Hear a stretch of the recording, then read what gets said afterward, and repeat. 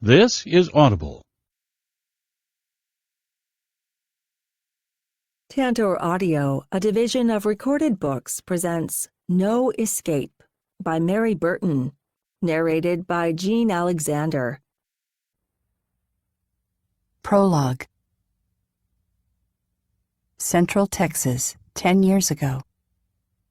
Moonlight dripped on the rusted blue '79 Chevy Impala, angled at the end of a dirt-packed rural road.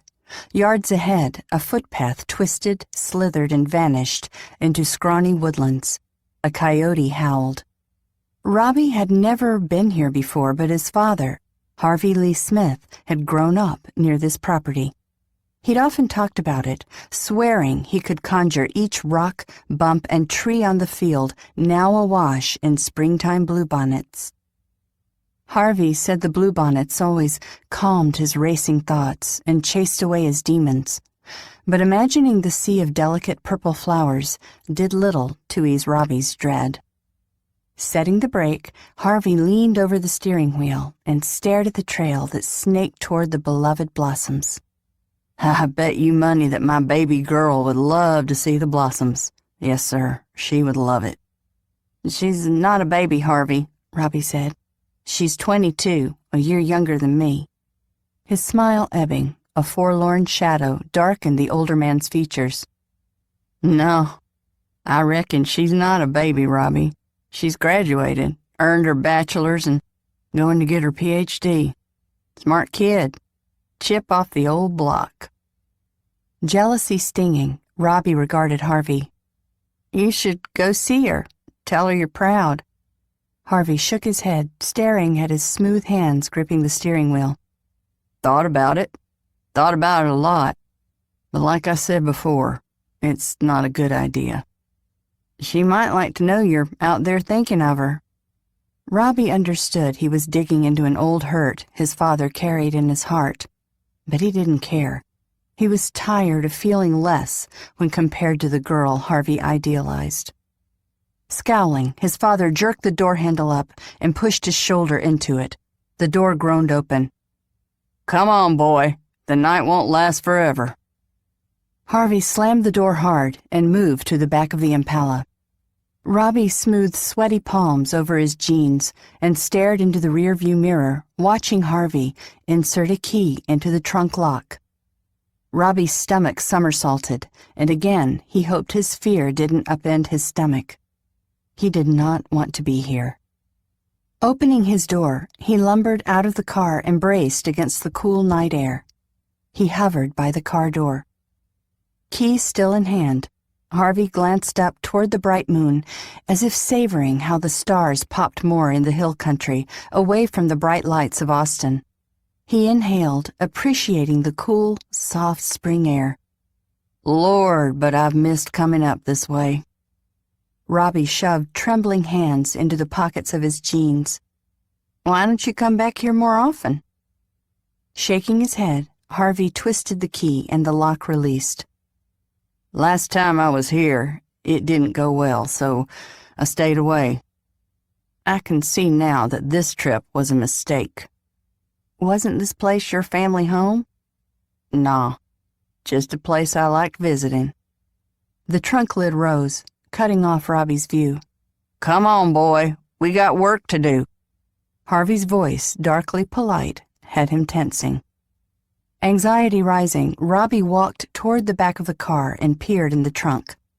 He stifled a wince as he looked at the woman who lay gagged and trussed up like a pig ready for the spit. She stared up at him with mascara-smudged eyes, bloodshot from crying, her pleas muffled by the gag. Tucking the keys in his jacket pocket, Harvey delighted in the way she writhed and whimpered. "Picked a fine one this time, didn't I, boy?" Robbie rattled the change in his pockets. "She's skinny. Could stand to gain a pound or two, but she's strong and pretty. Given time, bet she'd grow into a stunning woman." Harvey trailed a hand along her leg, and when she jerked away, he smiled. "Beauty's skin deep, boy. Remember that. What you want in a woman is spirit. Couldn't coax this one in the car with a $50 bill like the others. No, sir, this one is leery by nature, not swayed by pretty words. Careful, cautious, best kind in my book. For this one, Harvey had created an intricate backstory, stolen a late-model Volvo wagon with a baby seat in the back, and dressed in khakis and a baby blue button-down shirt. The kind of shirt a safe guy wore, he'd said. In the end, she'd fallen for Harvey's hoax, wrongly assuming that the outward physical cues reflected the inner man's true intent. When she'd gotten into his car and realized her mistake, Harvey said she'd fought, landing a hard blow to his face. The pain had snapped his temper, and he'd backhanded her hard across the mouth. Her blood had splattered the windshield. He'd knocked her out cold. As they'd planned, Harvey drove the Volvo to the empty parking lot where Robbie waited with the Impala. As Harvey tied up the girl and loaded her in the trunk, Robbie had stayed in the car as he'd been told, but it had taken every ounce of control to stay put. He'd wanted to run, wanted to hide. Harvey, however, was enjoying himself. He'd taken care to wake her up. He'd wanted her awake, aware of the danger. She'd jerked and pulled at her bindings, but his knots were sure. Smiling, Harvey had rubbed the tender spot on his jaw before slamming the trunk closed. For most of the drive up from Austin, Harvey didn't notice her kicks and screams. He talked about the weather, the diner that served the best pancakes, even his upcoming teaching assignment. Just another day for Harvey. But each thump and shriek had raked across Robbie's nerves, and when he couldn't stand it anymore, he'd turned on the radio, tuning to a country western station. Now, as Harvey watched her twist against her bindings, he smiled. "Glad to see the ride didn't drain all the fight out of you, girl. Nothing worse than a broken spirit." Dark eyes narrowed, and he knew this one would go to the grave fighting. "Robbie," he said, clasping his hands together, "time to get this show on the road." Harvey grabbed the girl by the midsection, hauled her out of the trunk like a sack of potatoes, and hefted her over his shoulder. She smelled of sweat, urine, and the faintest hint of department store perfume. She struggled and tried to ram her knees into his belly, but the bindings kept her immobile and easy to handle. Robbie scanned the darkened road they'd just traveled. "Harvey, I don't want to do this. I'm not ready. Let me stay in the car." "Come on, son. We've been talking about this for weeks. You're 23, man enough. We've put this day off long enough." Fear weighed down Robbie's feet. "I know I said I wanted to do this, but I don't think I can. Not yet." "Don't be silly, boy. Like riding a bike. Once you get the hang of it, it's as easy as pie." With the girl on his shoulder, Harvey followed the familiar path into the woods. It had been 20+ years since he'd been here. But Harvey didn't miss a jutting root, rock, or bend on the trail. These were his woods, his home. Robbie trailed after him. A couple of times he stumbled, muttered under his breath, but he kept moving. Harvey had been his father for 10 years, and Robbie would have matched Harvey against any father. Harvey had taken him away from a crack-addicted mother, seen that he was educated, well-fed, and clothed. He was a perfect father, except for the fact that Harvey liked to kill women. Not all the time, but every so often. Robbie had never questioned or feared his father's obsession, and had assumed he'd one day follow. But now, faced with this second chance to kill, his courage faltered. When they arrived at the clearing, Harvey paused to look at the bluebonnets. "Best time of year to be here," he said more to himself. "Sights like this make a man glad he's alive." Robbie folded his arms over his chest. His fingertips rubbed his lean biceps, a self-soothing gesture. "No reason to fret, boy.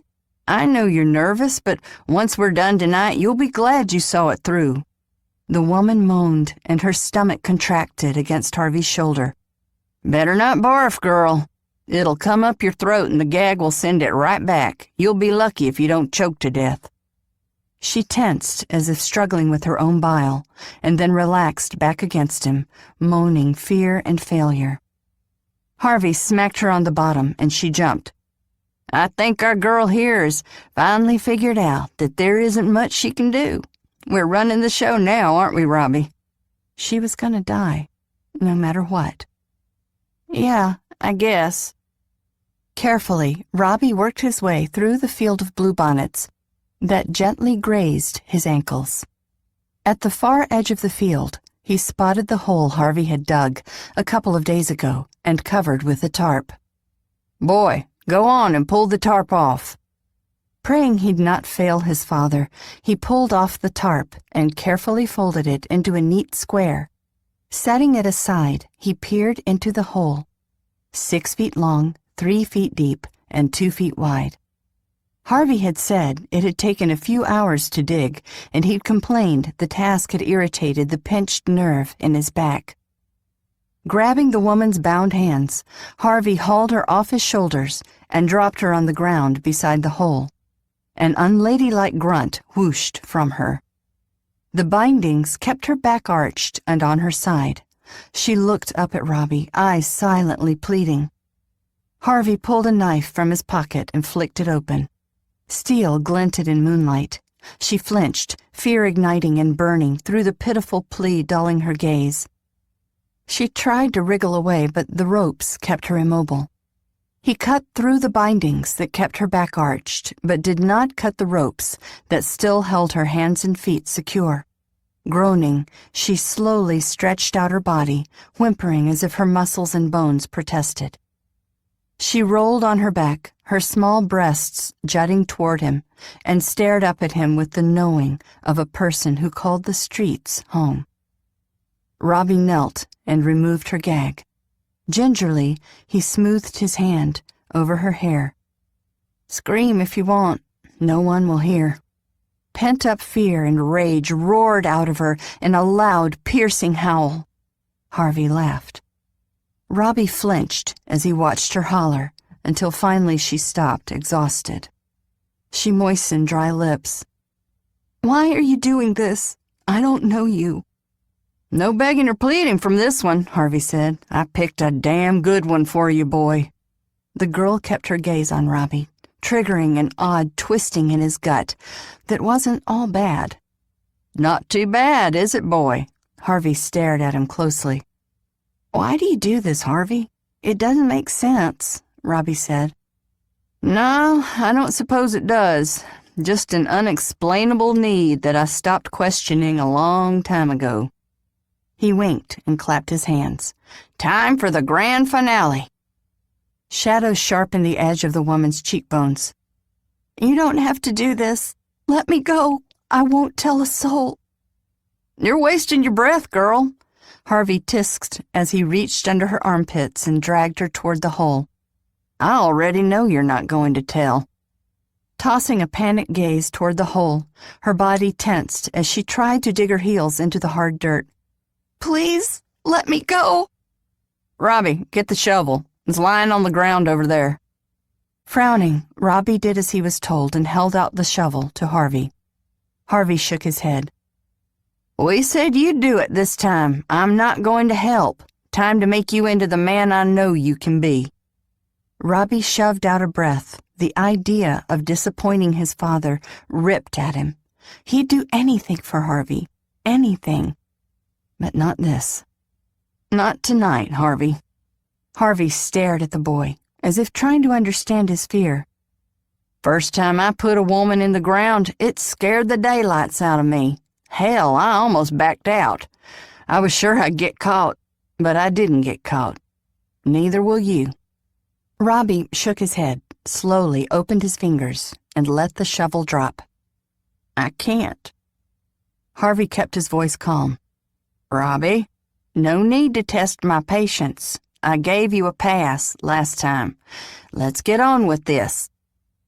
"Robbie," the girl said, "you don't have to do this." "Now that's enough out of you, girl." Harvey jerked the girl's upper body and settled her entire body in the hole. She lay flat on her back, the moonlight glistening on pale, bruised skin. Please let me go. She sat up.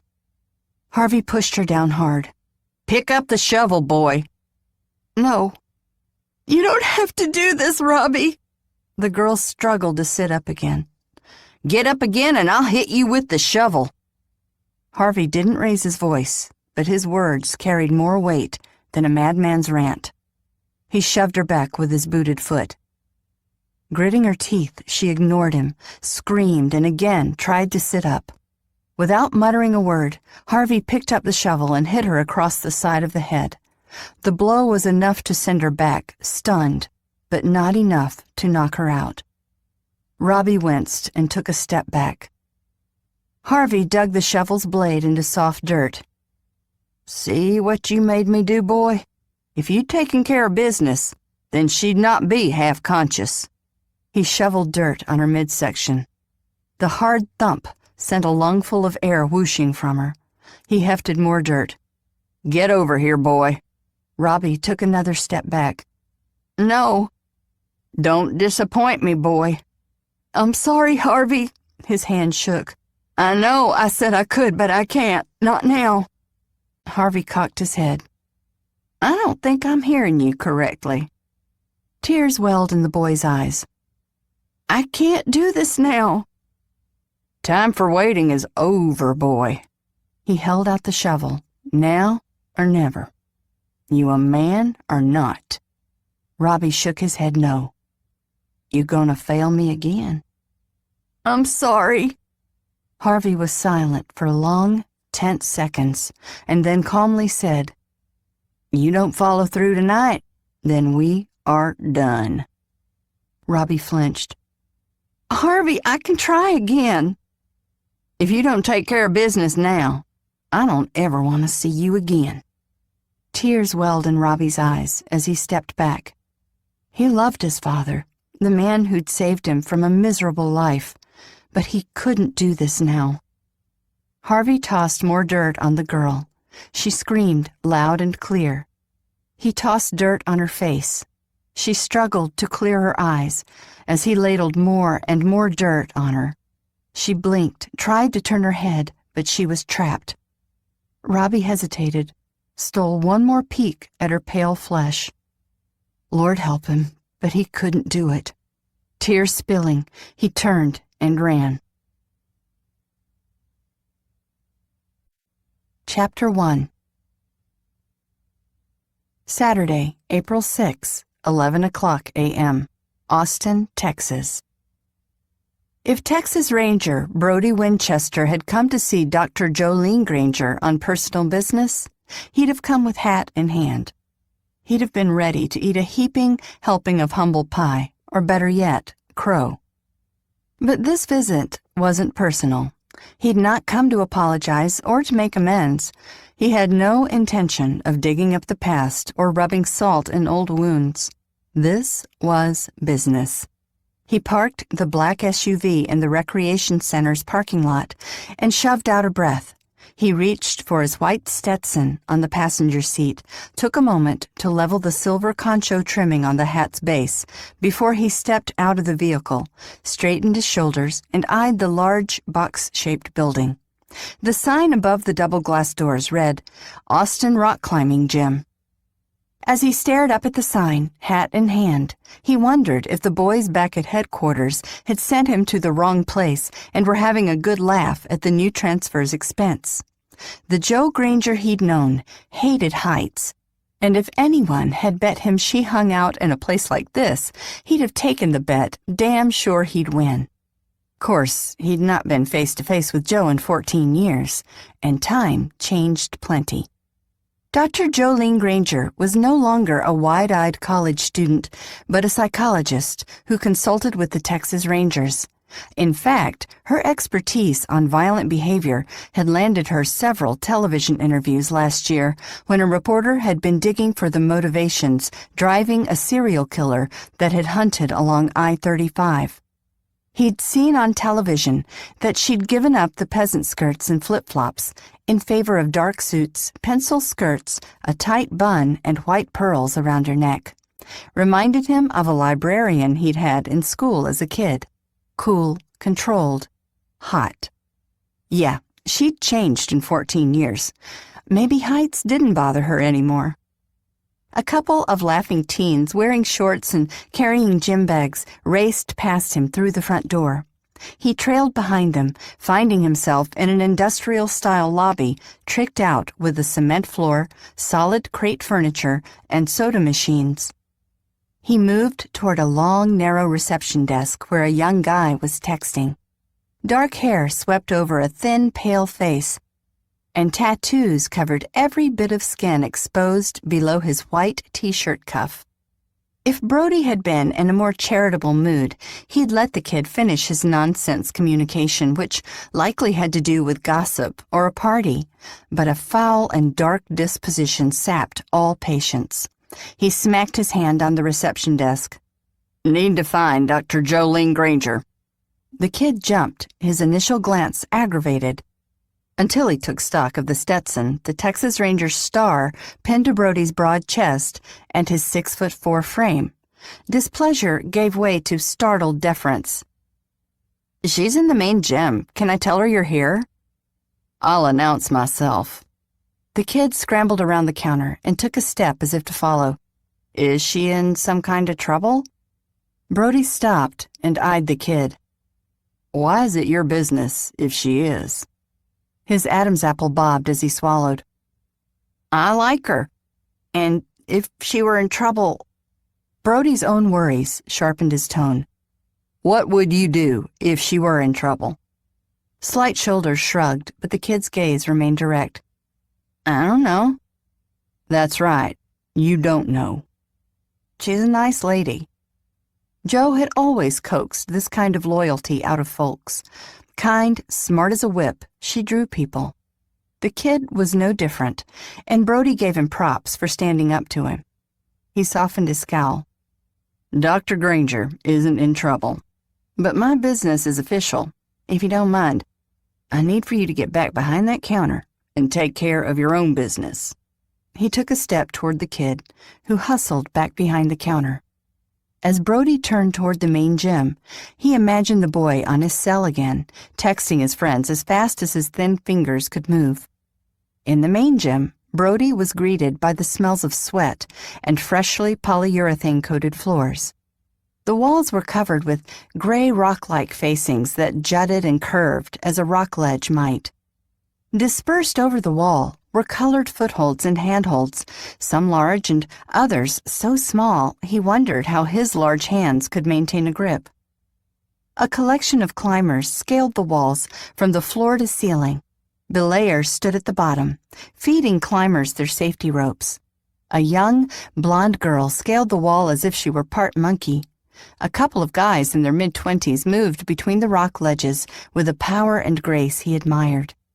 He couldn't imagine that 14 years had changed Joe so much that she now enjoyed this kind of foolishness. The shouts and giggles of a group of girls in a side room drew him. The 10 girls, who looked to be between 14 and 16, stood at the base of a tall rock wall. Several were pregnant, and most had tattoos and piercings. Young, but he imagined they all had a lifetime of experiences already under their belts. There was no whiff of anger or sorrow radiating off anyone. They were cheering like kids their age should.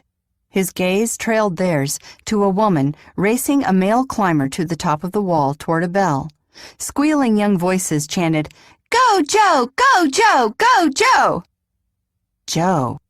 Brody stood behind the students, rested his hands on his hips, and shifted his gaze from the male climber to the woman.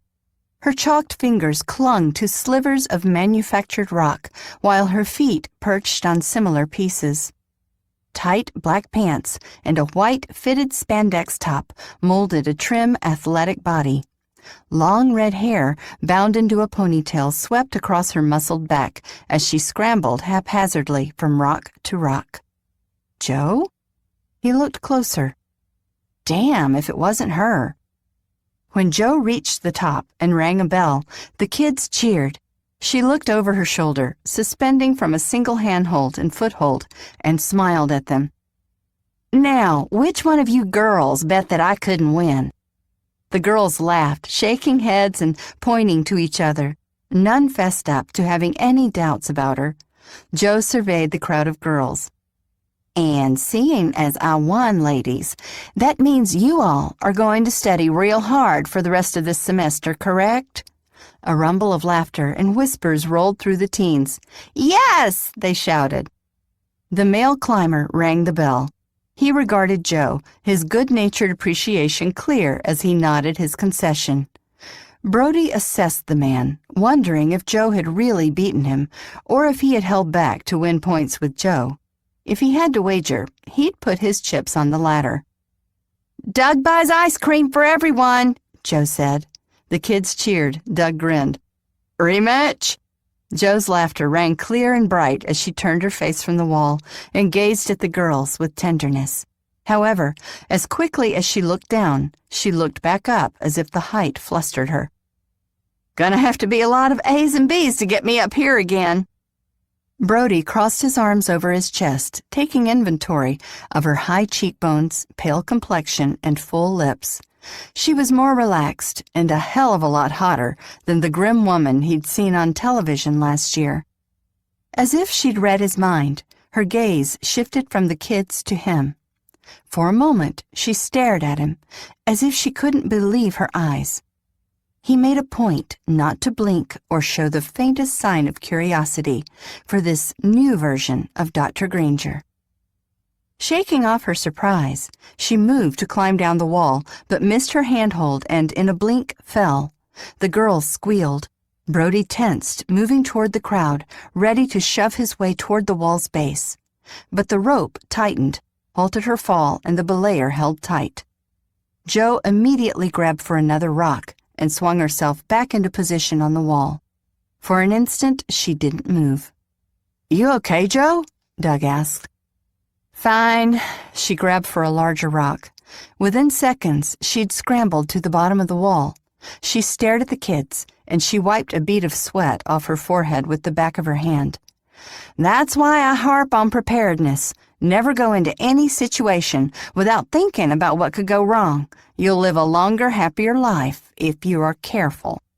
The kids chuckled nervously as Doug descended the wall. He moved to Joe, putting his hand on her shoulder. "You're really okay?" She briefly studied Brody before dropping her gaze. "Yeah, I'm fine. Would you excuse me?" She moved through the crowd of girls. Several stopped her and asked again if she was okay. She assured them all she was fine. Her back was straight and her gaze direct as she finally cut through the crowd and closed the distance between them. Wisps of hair framed her face, which had grown more angular over the years. Though she'd always been slim, her body now was trim and nicely muscular. No hint of apology, softened green eyes, now as sharp as emeralds. The years had been good to her, and he was real glad. The last time he'd seen her, she'd been broken. Joe stopped a few feet shy of him. Her expression was stern, controlled, and mildly interested. "I'm guessing you're here on business. A case." "That's right." He removed his hat as he regarded the kids and Doug, who stared at them with raw curiosity. "Mind if we talk somewhere else more private?" "Sure. Let me grab my bag." She snatched up a gym bag from a wooden bench. "Girls, I'll be right back." "Are you getting arrested?" one shouted. Joe glanced up at Brody. "Am I in trouble, Ranger Winchester?" "No, ma'am." He spoke loud enough for all to hear. She followed him outside. Sweat glistened from her skin and mingled with a delicate perfume that reminded him of roses. A lot had changed about Joe, but not her scent. "What gives?" "You heard of Harvey Lee Smith?" "Sure." She yanked out a hoodie jacket from her bag and pulled it on. "Convicted serial killer. I featured him in my dissertation, The Mind of a Serial Killer. You were the original DPS arresting officer, as I remember." He'd been a Texas Department of Public Safety officer when he'd collared Smith, but the arrest had been the coup that earned him his Ranger's star. The Texas Rangers were an elite group of 144 men and women in the Department of Public Safety. "That's right." And if you've studied Smith, you'd know he was convicted of killing 10 women. However, it's believed his murder count is higher than 13. She zipped up her jacket and tucked her hands in the pockets. When he was interviewed, he confessed to killing the women. 10 bodies were found buried in his backyard. In Austin, 3 victims linked to him were not found. When pressed, he wouldn't give details. I've interviewed him many times over the last 3 years, but he kept changing his story and forgetting where the other bodies were buried. It was all a big game to him. She frowned. He's dying of cancer from what I hear. Doesn't have much time to live. Docs say the disease spread to his liver. Less than a couple of months. She was silent for several seconds. He's going to his grave with his secrets and will deny closure for the victims' families. It's the last bit of control he can exert. Brody's jaw tightened and released. He'd used every trick in the book to get Smith to open up, but endless hours of interviews had been a waste. Smith had taken pleasure in jerking his chain. Smith told prison authorities late yesterday that he wanted to talk. He knows time is running out, and he wants to cleanse his soul. He's agreed to tell where the bodies are buried. Jo shifted her stance. He's made similar promises before. You said it yourself. It's all a game to him. I know. And I'd love to tell him to rot in hell, but this might be my last chance to talk to him and to find those bodies. She nodded. And you can't let it pass. I get that. That's right. She met his gaze. Why me? Brody pulled in a deep breath and let it out slowly. Because Smith requested that you hear his last confession. She shook her head, her brow rising. Me, specifically? I find that hard to believe. He was clear he talked to you and no one else. I've done some work for the Texas Rangers, and I wrote a paper on the guy, but I'm by no stretch the most experienced psychologist. Others have written more about him and have a lot more to offer. No traces of false modesty in the clear-minded assessment. Your record has been impressive. Green eyes narrowed. I'm building a reputation, but again, why me? I shouldn't be on this guy's radar. He settled his right hand on his belt next to his gun. The guy's smart as hell. He's had all the time in the world to do what digging he can. A humorless smile tipped the edge of her mouth. And he figured out that you and I used to be married. That's my best guess. I interviewed him more than anyone, and each session he did his best to pull personal information out of me. I can't see you discussing personal matters. He caught the comment's double edge. No, I did not. But like I said, I'm betting he did some digging. And somehow he figured out about me. Somehow. A silence settled for a moment. Maybe he heard about my dissertation. The university published it online. Maybe this is a quirky coincidence. Leather creaked on his gun belt as he shifted his stance. Could be as simple as that, but I've never been a big believer in coincidence. By my way of thinking, they are as rare as hen's teeth. She tightened her hand on her bag. You've put some thought into this. Since the prison called me this morning, overthinking is more like it. She dropped her gaze to the ground, shaking her head. If you don't want to do this, there's no harm, no foul. I'll go talk to Smith again and see if he'll talk to me. He might give in, seeing his death is close. And what if he doesn't? Brody shrugged. Then our last shot at finding those 3 bodies is lost. She drew in a slow, steady breath and then released it. I'll do it. I'll go. Least I can do for those families. Jo might not cross the street to spit on him, but she'd give up her Saturday to talk to a killer to help grieving families. You sure about that? As I remember, Smith is a control freak who only cooperates if all his demands are met. When does he want to see me? Today. A brow arched. Right now? My plane is gassed and ready to go at the airport. I can have you in West Livingston in 2 hours." West Livingston, Texas, was home to the prison that housed death row for male inmates. "I didn't bring a change of clothes here. I need to swing by my house." "I'll follow you." She fished her keys out of her bag and offered him a less than enthusiastic, "Great. Let me tell Doug and the girls I'm leaving." Without another word, she hurried into the gym. She reappeared moments later, crossed the lot, and slid into a sleek, black BMW. He wasn't surprised that she was doing well. He'd always known she was meant for a big life. From what he'd heard, and he always made a point to listen when her name came up, her easy style was getting big results. Brody slid behind the wheel of his Bronco and watched her as she pulled slowly out of her space and through the parking lot. She came to a complete stop at the stop sign, put on her right blinker, and turned. "Still following all the rules," he muttered.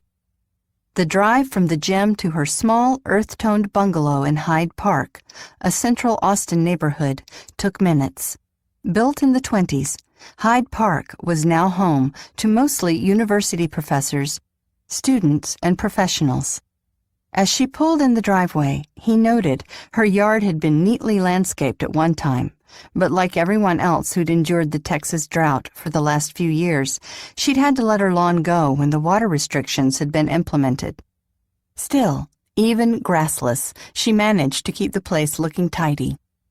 Because the Rangers had transferred him several times over the last 3 years, he'd lived a gypsy's life, settling for short-term leases in nondescript apartments.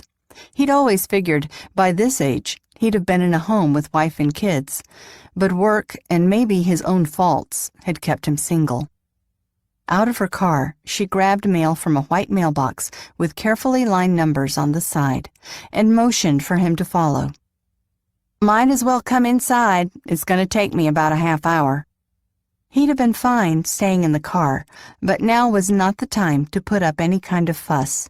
She was doing him a favor when she could have easily told him to fuck off. "Sure." He shut off the engine and followed her up the sidewalk, cracked in spots by last summer's heat. He studied the empty window boxes, freshly painted turquoise, and the front door, also newly painted in black, precise, orderly. By the front porch, a 100-year-old pecan tree had grown so large its leaves hung over the porch, and its roots ate into the porch foundation. As if reading his thoughts, Joe said, "I'm redoing the porch this summer. Last couple of years I focused on the inside of the house." "Considering the drought, a good choice." Joe had always had her shit together. Back in the day, without trying, she had made him feel like a clod. He'd resented her in those days. Maturity had taught him that he, not her, had been the root of his problems. She opened her storm door, and he caught it, holding it open for her as she fumbled with her keys. "I've 3 cats," she said. "They won't bother you, but don't be put off when you see them. They're former strays and look a little rough." "I can handle 3 cats." Great. She opened the door, flipped on the light, and set her purse and keys by the front door, as she likely did every day she'd lived here. The living room was warm and cozy, an overstuffed chair in front of a fireplace reserved for cold Austin nights. The floors were a yellow pine and the ceiling high and vaulted. A long farmhouse table filled a dining room that led into a kitchen. "Have a seat on the couch. There are bottled waters in the fridge, even a soda or 2. I'll be as quick as I can." "I could use a soda," he said. "I came straight from work." "There's luncheon meat and bread in there if you're hungry. Help yourself." Her smile fell short of warm. She vanished into the bedroom, and he made his way past several black and white photo images hanging on the dining room wall. It didn't take a practiced eye to know they were worth money. The kitchen, glittering stainless steel and granite, looked as if it had just been cleaned. Hell, if a surprise visitor showed up at his apartment, well, it sure as hell wouldn't be this nice. He grabbed a cola from the fridge and popped the top. As the cool liquid rolled down his parched throat, he wondered how the hell he landed in his ex's house. Jo turned on the shower, kicked off her shoes and socks, and then leaned on the sink, staring into the fogging mirror. She was grateful her expression looked calm and her cheeks had not flushed with shock. Brody Winchester. She'd heard he'd moved back to town, but had hoped Austin was big enough for her to avoid him. For several seconds, she stared until the steam misted over all traces of her. "Holy shit," she whispered as she turned and pulled off her hoodie, workout top, and pants. She stepped into the shower and ducked her head under the hot spray, barely noticing as it streamed over her body and rinsed the salty sweat from her skin. Brody effing Winchester was in her house, getting a soda out of her fridge. Brody effing Winchester was sitting on her sofa like it was old home week. Brody effing Winchester, her ex-husband.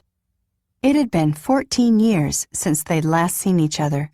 For several years after their divorce, she'd dreamed of facing him again and demanding an apology. She'd imagined him seeing the error of his ways and offering sincere regret. The dream had sustained her for a time, but after several years, she'd simply grown tired of being angry. And so she'd let Winchester go, truly believing he was out of her system. And then she'd seen him standing in the gym, staring at her as if she were an odd curiosity. She'd been taken aback, lost her hold, and practiced speeches recited too many times after the divorce were forgotten. She groaned. She'd invited him into her home, offered him a soda and a sandwich. "You were always a pushover around him." She willed the water to wash away her thoughts and disappointments. Let go, let go. The familiar mantra lapped over her, taking with it some of the emotion. Brody's arrival wasn't personal. It was business, and he was acting like an adult, a professional. He wasn't the newly enlisted 22-year-old Marine who had all the answers, and he wasn't looking at her as if she owed him. Nor was she an awkward 18-year-old, grateful for any kind of love and attention. She didn't need him, not as she thought she had all those years ago. The hot water beaded on her forehead. She was 32. He was 36. If they couldn't act like grown-ups now, when would they ever?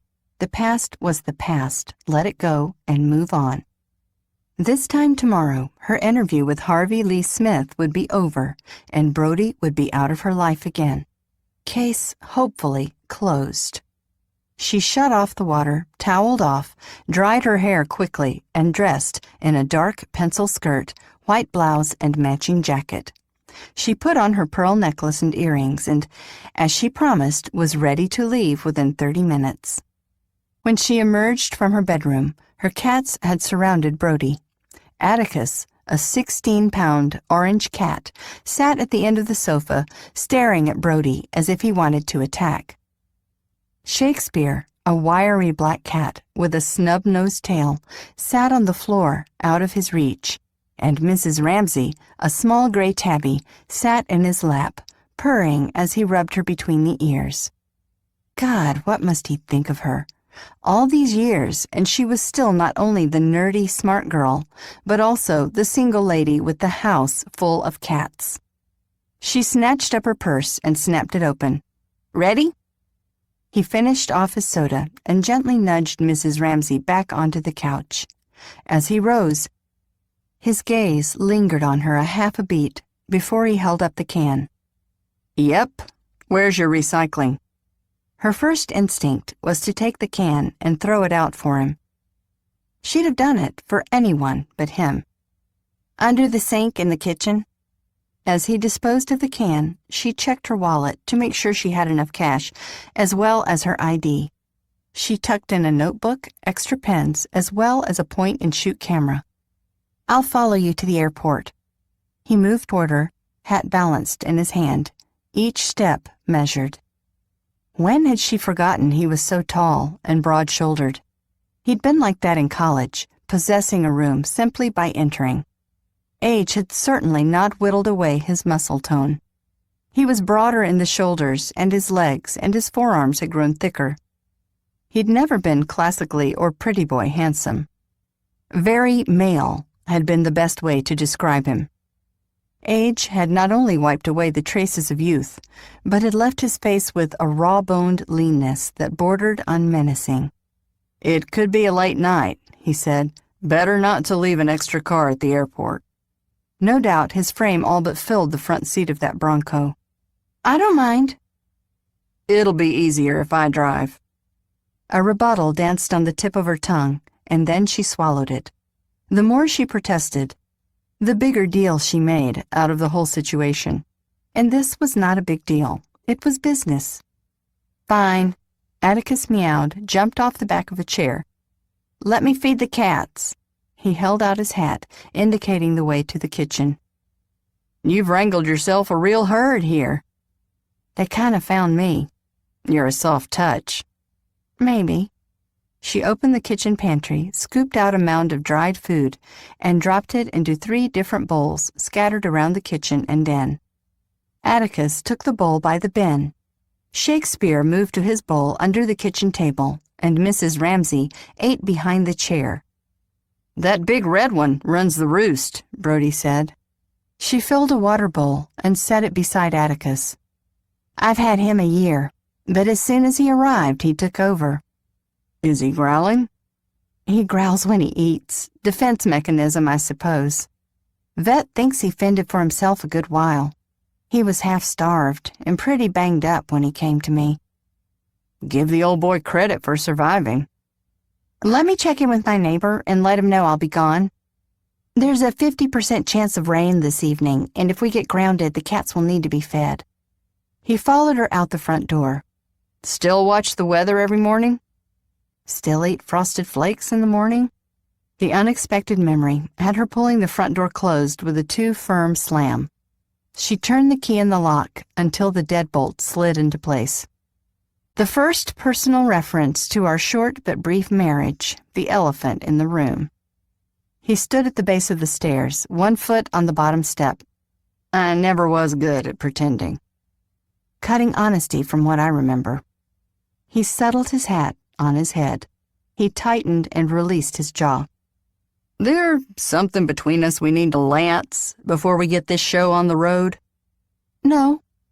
Emotions tightened and released. She nodded toward the house to her right. "I'll be right back." He studied her a moment. "I'll be in the car." Not sure why she needed to push back over weather and memories of cereal. She hurried, her heels clicking against the sidewalk's cracked cement, toward her neighbor Ted Rucker's front door. A couple of quick knocks, and the door opened to a tall, lean man with blonde hair and horn-rimmed glasses. "Rucker," she said, "I'm headed out of town. Could you check in on the cats if you don't hear from me? I should be back tonight, but you never know." He looked past her to Brody, who stood outside his Bronco, arms folded over his chest. "Rangers?" "Ranger Brody Winchester." She never discussed cases. "I should be back late, but if the weather doesn't hold, we could be delayed." Rucker grinned. "I'll feed the 3 musketeers. How's that abscess on Atticus's side?" "The antibiotics you prescribed did the trick. Hopefully he's learned not to tangle with the alley cat down the street." "We'll see. He has a mind of his own." He frowned. "Safe travels." "Thanks again." "Hey, when you get back, why don't we get coffee? We've been talking about it often enough and never make the time. We can catch up on neighborhood gossip." She laughed, already backing away. "Sounds like a plan." When she reached the car, Brody opened the door for her and she paused. "You've never done that before." "I have, just not for you." No anger, no attitude, merely facts. Not sure how to gauge his statement, she eased in the car and carefully adjusted her purse as he closed the door. When he slid behind the wheel, the Bronco's large cab did indeed shrink to a far too small size. Large, wind-chapped hands shoved the key into the ignition. That hand had gripped a baseball bat like it was a lifeline. That hand had once cupped her breast and ignited a need in her that had taken her breath away. "It helps that you're familiar with Smith," he said as he fired up the engine and pulled onto the street. Swallowing, she considered the road ahead. "He was one of the 4 serial killers on which I based my dissertation. I never spoke to him, of course. My sources were based on law enforcement records and some interviews." She'd nearly dropped Smith from the paper altogether when she'd learned Brody had been the arresting officer. Pride wouldn't allow her to seek an interview with Brody, and stubbornness had kept Smith in her dissertation. "Is there more I should be aware of?" "He was a substitute teacher who fancied himself a novelist, the next Poe. He'd sit in his backyard, his burial ground, and for hours work on his short stories and books. Born in Texas and graduated from Oklahoma University, summa cum laude. His professors and many of the principals and teachers he worked with respected him. When he had a long-term sub-assignment, lots of parents raved about him and requested he be hired permanently, but he refused all offers. He drifted around Oklahoma and Kansas for many years and then returned permanently to Texas 20 years ago." Brody threaded the car in and out of traffic, and soon they were headed east toward the municipal airport. "I asked him why he moved back, but he never answered. My theory is that he wanted more space, more land, and better weather, which makes for a longer killing season." "He was in his late 40s when he moved back to Texas." "That's right." She stared out the front window, rifling through the facts she had on Smith. "His primary burial ground was his backyard, but another is suspected. When he was arrested in the suspected disappearance of Tammy Lynn Myers 3 years ago, we got a subpoena to search his house and grounds. It didn't take much poking around the backyard to see that the land had been disturbed many times. We spent weeks in that backyard excavating 10 bodies. However, we never found Tammy Lynn Myers. We also found evidence in his house that suggested there were at least 2 other victims. They were also never found. The medical examiner believed that the victims were buried alive. Most of the bodies were so decomposed there was no soft tissue to examine.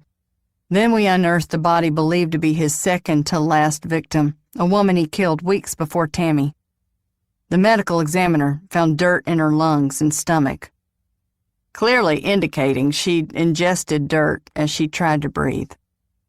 A shiver traced her spine as she thought about those women so desperate to breathe. He never fought the charges. No, in fact, he was helpful at times. He was sentenced to death and has used the last 2 years filing every appeal he can. He confesses, then fights, she said. It's always about control with him. He clenched his jaw, making a muscle by the joint flex. Looks like the cancer is the game changer now. It'll kill him before the executioner. Karma has its own justice. Without comment, Brody pulled through the gates of the small municipal airport and followed the winding, flat road past the main building with a control tower, and then toward the hangars on the north side of the property. He parked beside a hangar. I asked them to gas up the plane before I left this morning, so the pre-flight shouldn't take too long. Can I help? Nah, hang tight. I got it. They climbed out of the car, and he unlocked a small door that led into the hangar, closed it, and seconds later, she heard the gears of the big hangar door grinding as the metal slid up and back. Inside the hangar stood a Cessna 150. The single-prop 2-seater was painted white with red and black stripes. Brody took his white hat and jacket and tossed both in the back luggage section of the plane. He attached a hook to the aircraft's front wheel and easily pulled the plane out of the hangar. Within minutes, he'd inspected the plane's exterior as if he had done the pre-flight check 1,000 times before. He opened the airplane door for her and waited as she climbed the awkward step into the plane. After closing the hangar door, he slid behind the yoke of the plane. His shoulder brushed hers as he leaned over and grabbed another pre-flight list kept tucked by the seat. The Bronco was spacious compared to the cockpit. He put on headphones and handed her a set before he primed the engine with the choke and then turned the key.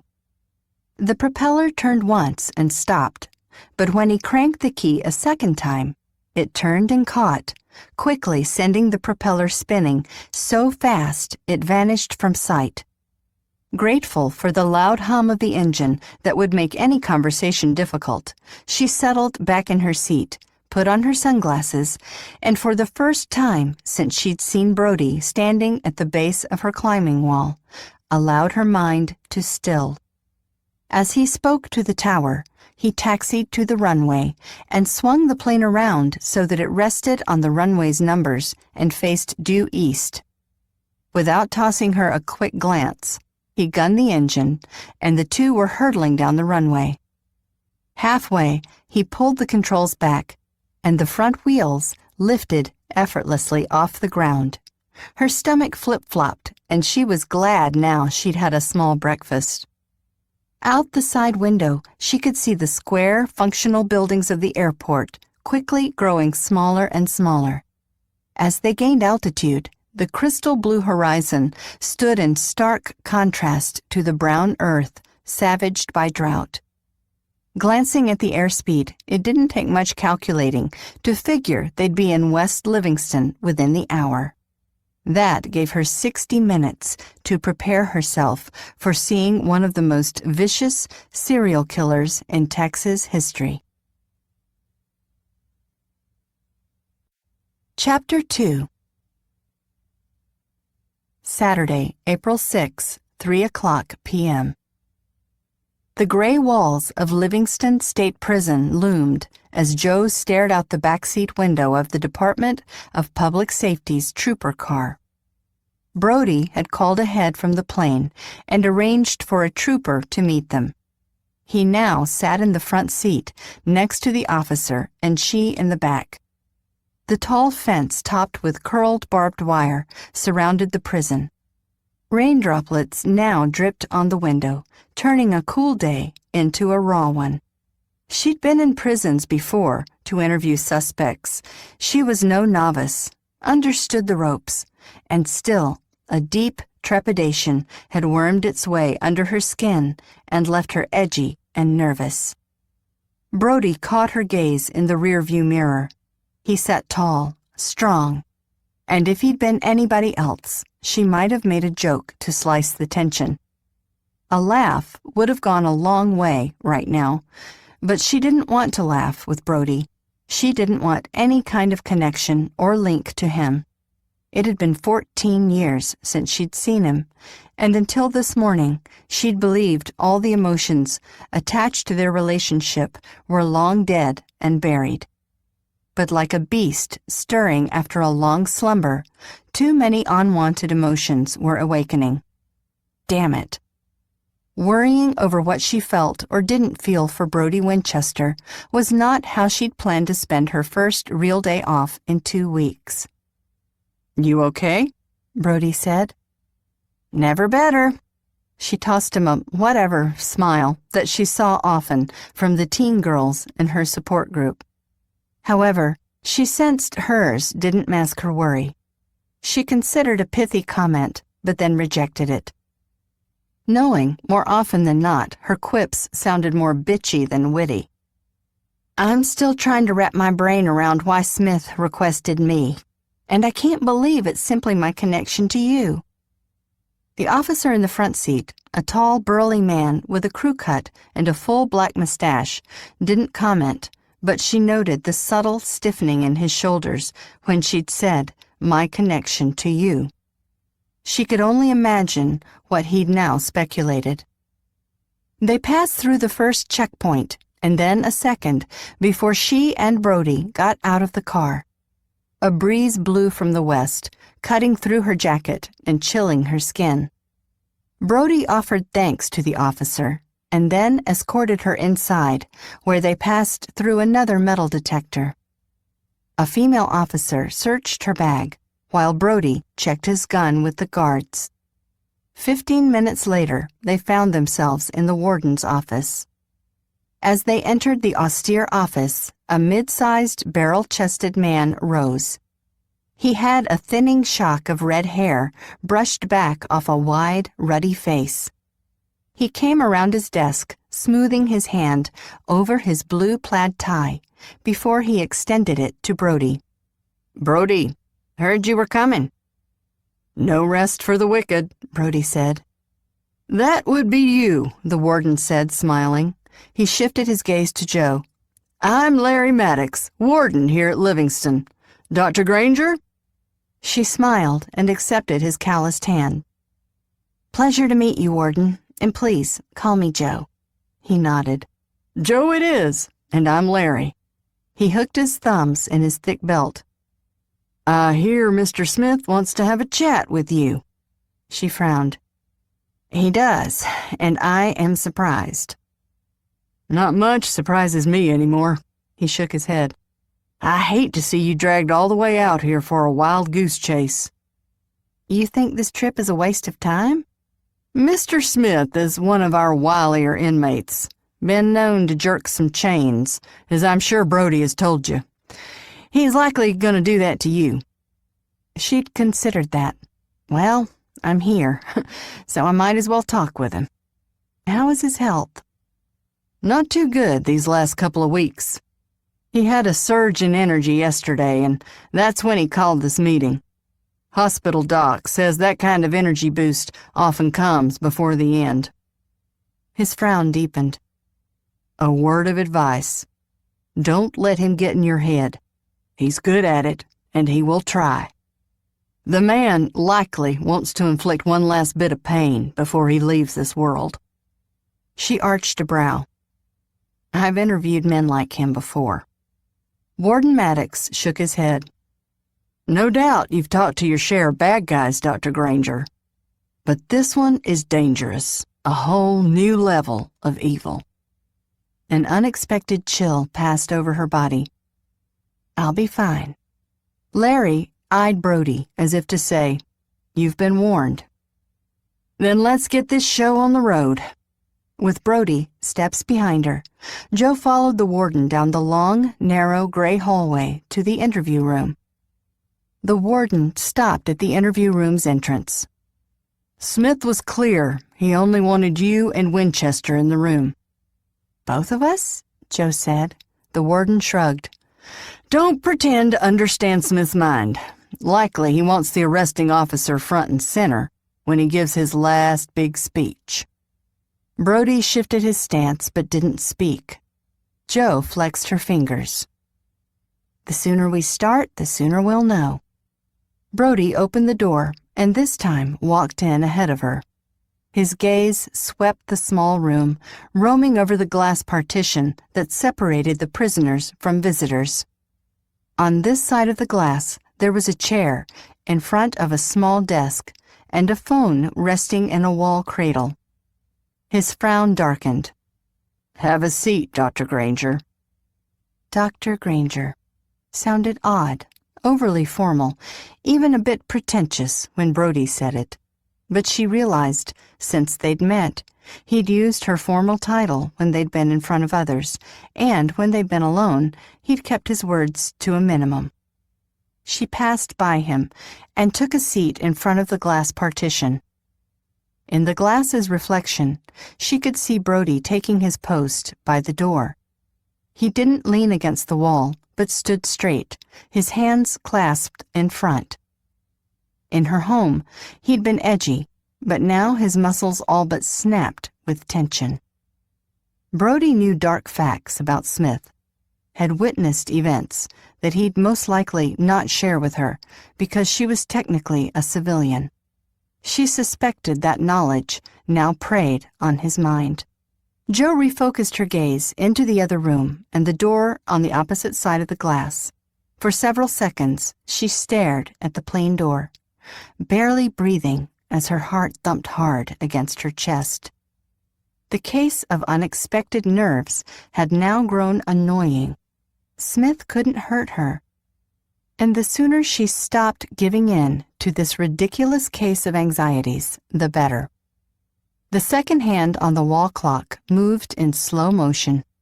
Her heartbeat pulsed against her neck and wrists. Finally, the knob that she thought would never turn did, and in a blink it rotated, and the door opened. She flinched, but settled immediately as wheelchair-bound and shackled Smith was wheeled in by a guard.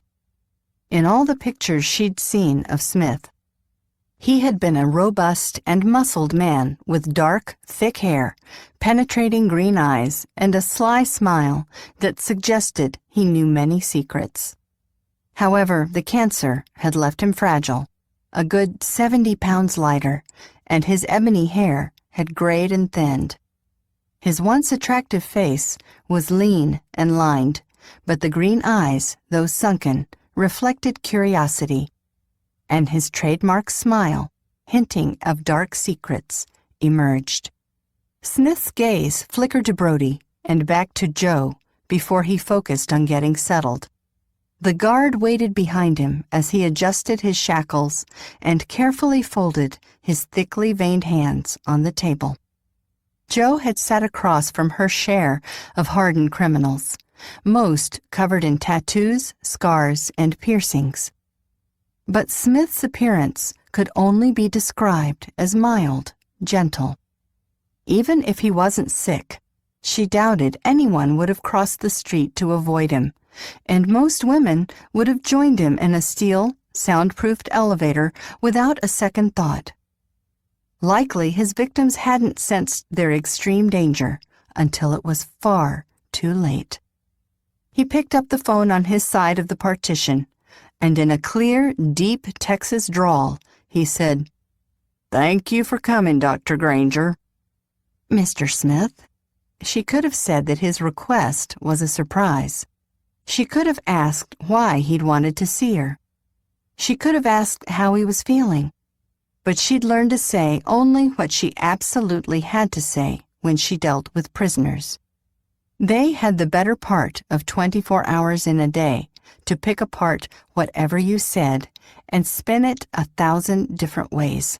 The less said, the better. He smiled, showing even, white teeth. "You must be wondering why I asked you to visit me here today." "I was told you had something to tell me." "That is correct." A slight cock of the head. "Would you mind if I spoke to an old friend? I've not seen Ranger Winchester in some time." "Please, take as long as you like." "I do appreciate your patience, Dr. Granger." Having his gaze off of her gave her a moment to gather her thoughts and to assess him and the situation. "Ranger, it's been a year at least," Smith said. Brody's stance relaxed, and whatever anger he'd had for Smith vanished like ice under the hot sun. "It's been 11 months, Mr. Smith. Last time I was here was right after your sentencing." "That's right, hot spring day from what I remember. Time crawls, and then in an instant, too much of it has passed." "That it does, Mr. Smith, that it does." Joe thought about the 14 years that had passed since she'd last seen Brody. Those years had indeed passed in a blink. "They are keeping you busy, Ranger. I've seen you in the news. You're always the man behind the speaker at the podium, but I know your role is never minor." "I hope they're treating you well here," Brody said. "They are, and thank you for speaking to the warden on my behalf. I do appreciate the opportunity to spend more time in the library. I do love reading books and newspapers." "Glad I could be of help. I understand your health is not well." "No. I'm afraid it's not good. Not good at all. The doctors say I have weeks." No hint of self-pity lurked behind the words. "I assumed your time must be getting mighty short. It's not often you request visitors." Joe always considered herself an expert at couching her emotions.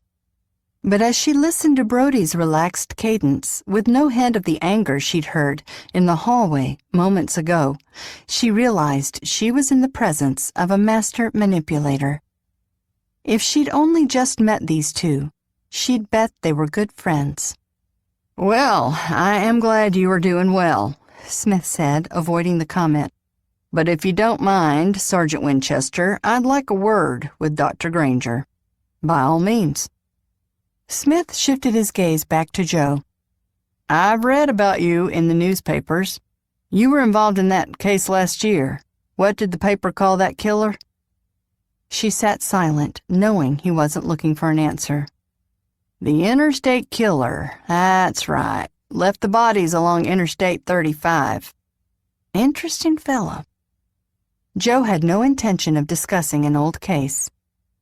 "Mr. Smith, I understand you summoned me here to discuss the location of 3 bodies." He smiled and pulled in a labored breath. "Cut to the chase, direct. I do like that about you, Dr. Joe Granger." She resisted the urge to shift in her seat. "I've always found direct works best." He leaned forward a fraction. "I agree. But as much as I'd like to cut to the chase, I don't want this interview over before it really gets started. I don't get visitors very often." He flexed the bony fingers of his right hand, and she thought about those same hands holding a shovel and burying his victims alive. She tried to imagine the horror of being dragged away from the world, terrorized, and then lying in a shallow grave as this man heaped dirt on your body and finally your face.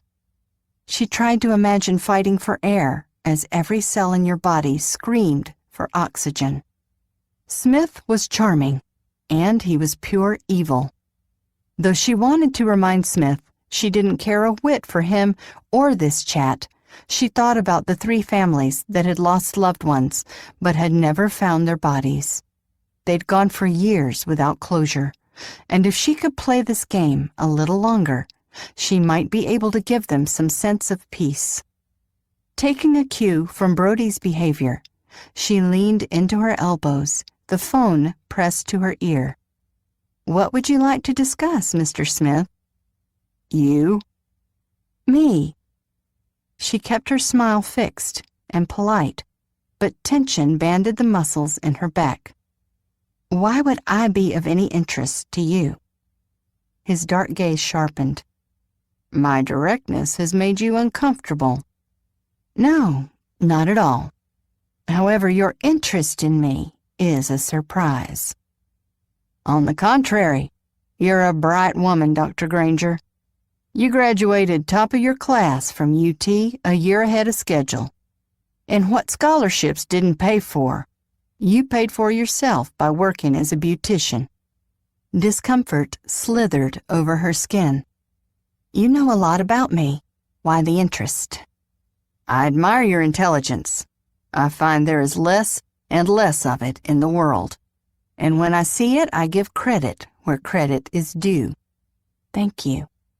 "Your parents should be proud." Discussing her life was one matter, but bringing her parents into the discussion was another.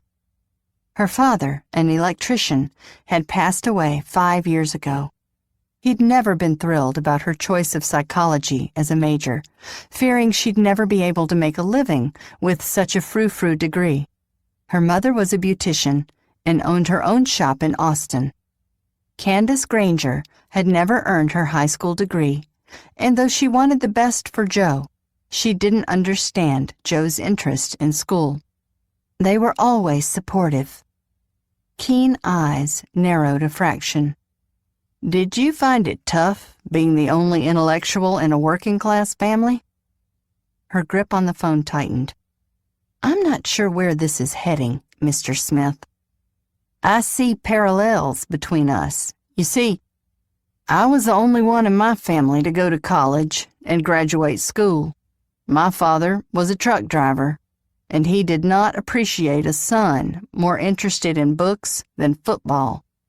I often had to hide in the fields behind our farm when I wanted to read." Why had he seen fit to draw a parallel between them? Was it to feed his ego or to unsettle her? Your academic career was distinguished. The career that followed wasn't exceptional. His itinerant lifestyle had been part of the reason he'd stayed clear of law enforcement's notice for so long. Learning came easily and naturally for me as it did you. I can still spend hours and hours rereading the classics. She thought about the half-read copy of Huckleberry Finn on her nightstand. How many times had she read it? But she wasn't here to vent or to share her true thoughts. She was here to discover the location of the missing bodies. "What about your writing, Mr. Smith? How has that been going? I understand at one point you wanted to write a novel." He shrugged. "Without the muses, I've not been as productive as I could have been, but I do manage to put pen to paper every day." "Am I here so you can tell me about the missing muses?" "In part, yes." He would draw this out for hours if she allowed it. "I appreciate your need to talk. I do. Time, no doubt, is dear to you. But it is important that I find out the location of those 3 women. It's time to offer their families peace." Peace for the families. That amused him. Those women had no real families or stability in their lives, and they thought I offered it. He wasn't being entirely truthful. 2 of the girls had lived on the streets, but Tammy, the last to vanish, had been in a halfway house. She'd had several rough years, but was putting her life back on track. Mr. Smith. His eyes sparked with keen interest. "You are persistent. I like that. Do you know when you get angry or annoyed, your eyes flash a little greener? If you were playing poker right now, I'd have identified that hint of emotion as your tell. You do know what a tell is, don't you, Dr. Granger?" A tell was a change in behavior that signaled emotion to the opponent. "You don't know me so well. I know you like I know myself." He sighed as he sat back. "But you are right. I summoned you here for a different reason." Without taking his gaze off her, he said to Brody, "Got a pencil and paper, Sergeant?" "All being recorded," Brody said, his voice smooth and easy. For a moment, Jo had been engrossed with Smith, and she'd forgotten Brody was there. However, her heartbeat steadied at the sound of his voice. All their issues aside, she knew he'd protect her, no matter what. "When you start talking," Brody said easily, "I promise we won't miss a single detail." Smith smiled, but before he could speak, he began coughing. A minute passed before he caught his breath. "The devil is in the details." "That is a misquote," Jo said. "The actual quote is, 'God is in the details.'" Smith laughed. "Quite right, Dr. Granger, quite right. My only regret is that you and I don't have more time. I'd love to have discussed politics with you or played chess. Are you a good chess player, Dr. Granger?" "I hold my own." "You are modest." "Our games and conversations would have been interesting. I could have given you enough insight to transform your dissertation into a book." For a moment, she imagined a wistfulness in his gaze. "The bodies are located off rural Route 12, exactly 15 miles west of Austin. There is an old farm. I've not been there in several years, but at the time, a large tree marked the right turn off Route 12 onto a dirt road. Follow the dirt road over 3 miles, and you'll see an old shed, or at least what remains. The bodies are buried 120 feet due east of the structure. They're lined up in a single row. Find one, and you'll find the others." His casual, easy manner didn't soften the horror of what he'd said. 3 women, brutalized, buried alive. And he spoke about them as if they were insignificant. "Thank you for the detailed information, Mr. Smith," Jo said. She thought about what he'd said about her eyes, and hoped they'd not flared and betrayed her anger. "May I ask why you've chosen to reveal the location of the bodies? You've resisted all questions and refused to tell anyone." That is a fair question. He traced a deep purple vein running under his paper-thin skin. I did not come to this decision lightly. Why, when you have but weeks to live? Is it that you didn't want this information to go with you to your grave? That is partly true, Dr. Granger. I think, as I see my life slipping away, setting the record straight means more. She studied him closely. The numbers are that important to you.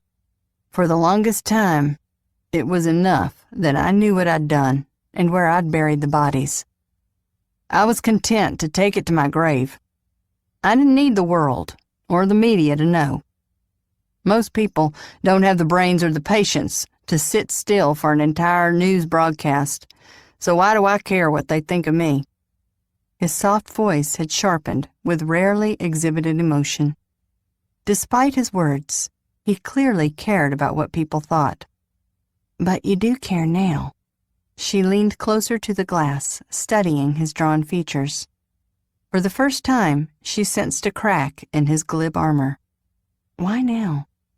For a long moment, he stared at his hands, and then slowly, he raised his gaze. Because, Dr. Granger, it is no longer just about me. Is this about the victims' families? About them, I could care less. Who is this about?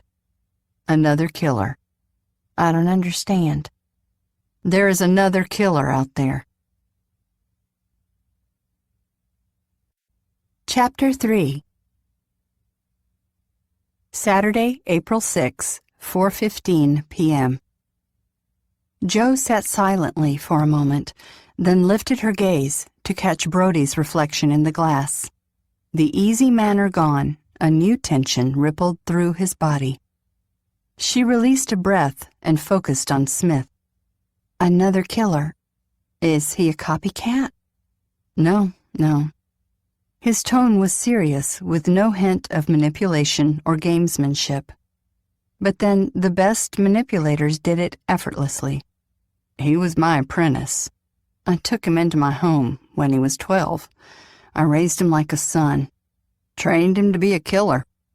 Jo's mind ticked through all the background information that had been gathered about Smith. How could they not know about a foster son? The Rangers never mentioned an apprentice or a child. By the time I was arrested, he wasn't a child. He was bordering 30, and we hadn't spoken in years. A dozen questions crowded to the front of her mind, but as tempted as she was to rattle them off, she steadied herself. She could never be certain when a man like Smith would stop answering questions, so it was important to lead with the most important.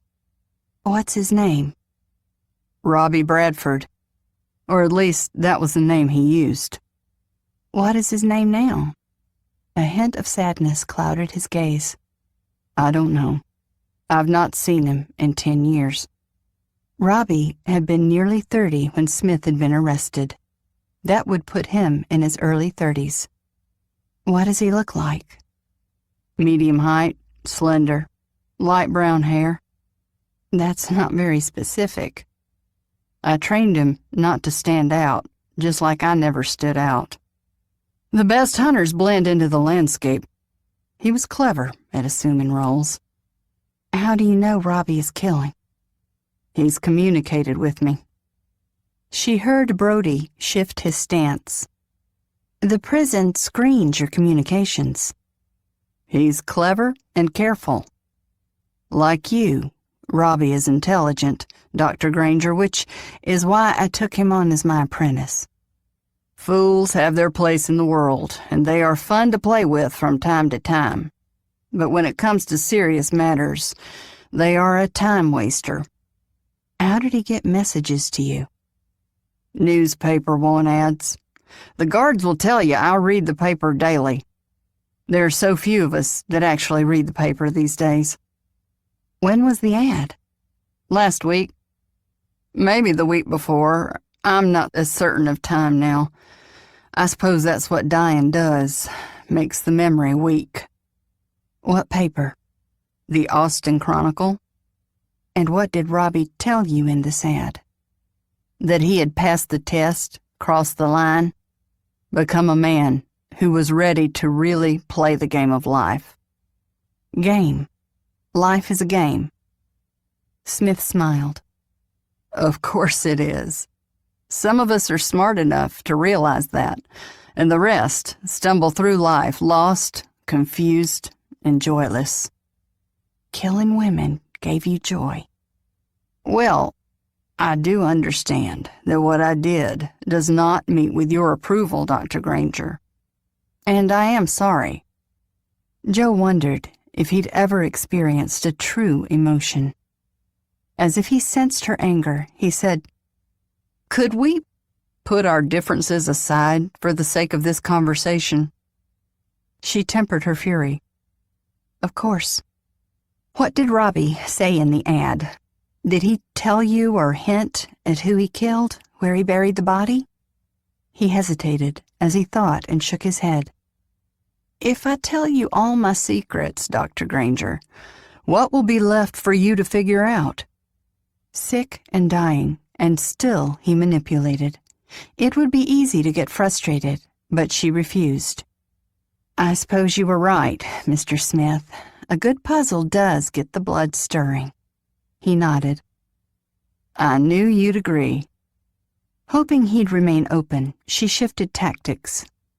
How do you know Robbie is telling you the truth? He could be toying with you. A half-smile tipped the edge of Smith's mouth. Well, I must trust his word, shouldn't I? He rubbed the back of his hands as if they ached. I've given you quite a bit of information today. But, if I may, I'd like to ask you a question. Joe stiffened. You can ask, but I can't guarantee that I will answer. Well, I do have a few more answers to share, but I want answers from you first. She walked a dangerous tightrope. One answer always led to another question.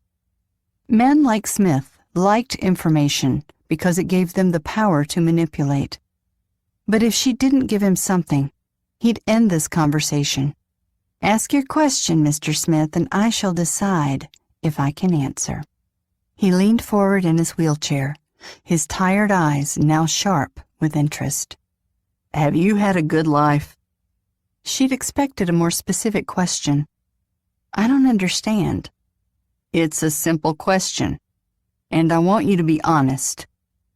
Have you had a good life? She sat back. You've asked yourself that question a lot lately, haven't you? Her attempt to turn the question around tickled him. I've put the question to myself, and I know the answer. It's you that I'm curious about. Why me? His delight at her directness faded to something more menacing. No. It's your turn to answer. Otherwise, I suspect you already know what is next. I end this. She straightened. You don't have to answer his questions, Brody said. The sound of Brody's baritone voice startled her. Again, she'd forgotten he was behind her, and that she wasn't alone. Brody was an impossible man to ignore under the best of circumstances, and Smith had made her forget him twice. Mr. Smith studied Brody.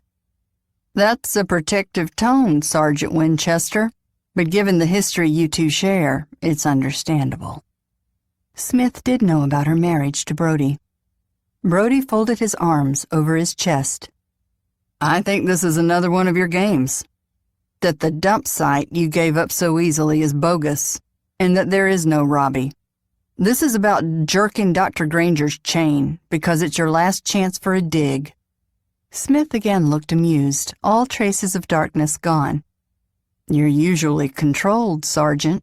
Interesting that you'd be upset by my simple question to Dr. Granger. Unresolved feelings? You're playing a game with her, Brody said. Joe sat straighter, sensing a longer delay would drive Smith away. Yes, I've had a good life, Mr. Smith. Smith shifted his gaze from Brody back to her, staring at her for a moment. You would consider yourself happy. I do. You are an intellectual, and you grew up in a working-class family.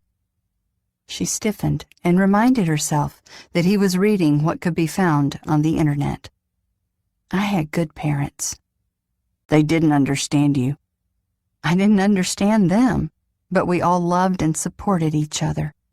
Hollow support at best, I would guess. She curled the fingers of her left hand into a fist. That's getting a little personal. We all need family, Dr. Granger. Robbie was my family for many years. In the end, I didn't understand his decision, and it didn't go well for us. That's my one regret. A serial killer pining about a lost son. It was an odd, but not impossible, concept. Though men like Smith had little regard for their victims, they sometimes had special people in their lives. You loved Robbie. He was a good son, smart, devoted. Was he happy with you? Yes. I saved him from a desperate future. What was the falling out you two had? That's not for me to discuss. We could find Robbie, give him a message. Smith smiled. You'd never find him, and he'd never believe you. Actions, not words, matter, Dr. Granger. Why tell me about him? It's the only way I can really reach him. He closed his eyes, and for a moment she thought he might have fallen asleep. What does that mean? Instead of answering her question, he said, Thank you for coming today, Dr. Granger, but I am tired. Smith lifted his hand as a signal to the guard that he was ready to leave. Joe gripped the phone, knowing a window was closing forever. Tell me more about Robbie. As if she hadn't spoken, he smiled. I do appreciate your coming, Dr. Granger. I truly do. But the day grows late, and you must understand that I have little energy to draw upon. She leaned closer to the window, resisting the urge to touch the glass. There must be more about Robbie. I've given you all that I have. Gingerly, he leaned back in his wheelchair, wincing. It's been nice meeting you, Dr. Granger, and I'm glad you are doing well. She rose, still gripping the phone. Why me, Mr. Smith? It makes no sense that you'd single me out for this interview. He stilled as if he wouldn't answer, but then said, You're a smart woman. If you look deep inside yourself, you'll unravel the puzzle. What puzzle? Frustrated by the subterfuge, her anger sparked. That doesn't make any sense. Once you figure yourself out, you'll find Robbie. He hung up his phone.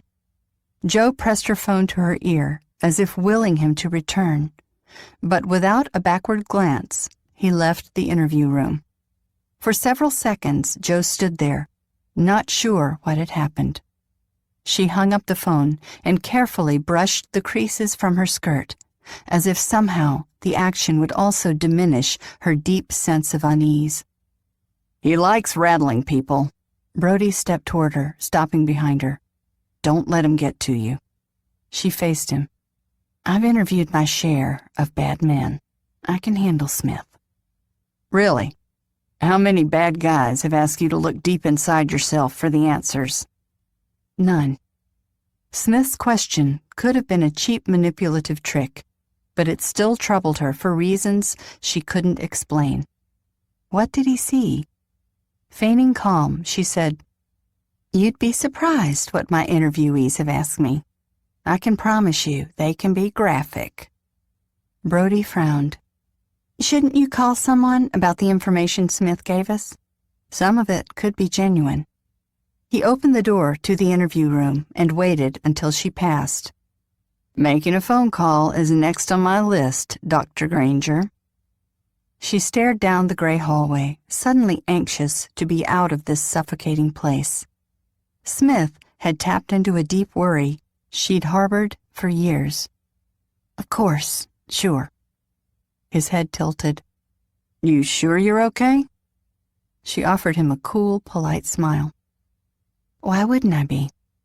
If he'd not been watching her closely, he'd have missed the subtle stiffening of her spine and the flash of green in her eyes that Smith had called her tell. Smith had gotten inside her head. Brody was annoyed that she guarded her thoughts as closely with him as she had with Smith. When they'd been together 14 years ago, she'd been open. She'd liked to talk to him and to joke. During one tutoring session, he'd teased her about talking so much. She'd blushed, tucked a stray curl behind her ear, and laughed. He'd liked her openness, and he'd liked listening to her talk. Now her demeanor was pure ice. Though she had a reputation for professionalism, colleagues in the Rangers had often referenced Joe's kindness and approachability. He supposed she'd never again offer him that openness and candor. That shouldn't bother him, but it did. He dialed the Rangers office in Austin and asked for Sergeant James Beck. Brody had transferred back to Austin 3 weeks ago. Though he didn't know all the Rangers personally, he knew Rangers had each other's backs, and when called upon, help arrived without question. The phone rang twice. Sergeant James Beck? Jim, this is Brody Winchester. Brody, you live in West Livingston now? Brody had briefed Jim as soon as the request from Smith had made it to his desk. Brody explained the situation to Jim, including Smith's reference to a new gravesite and Joe's presence. Joe doing all right? She's fine? Can I speak to her? Jim said. Brody hesitated, much like an animal who sensed his territory had been invaded. Sure. He held out his phone to Joe. Jim Beck wants to talk to you. She took the phone, careful not to let her fingers touch his. Jim! For several seconds she didn't speak, but listened. Her face softened, and this time, when she smiled, it reached her eyes.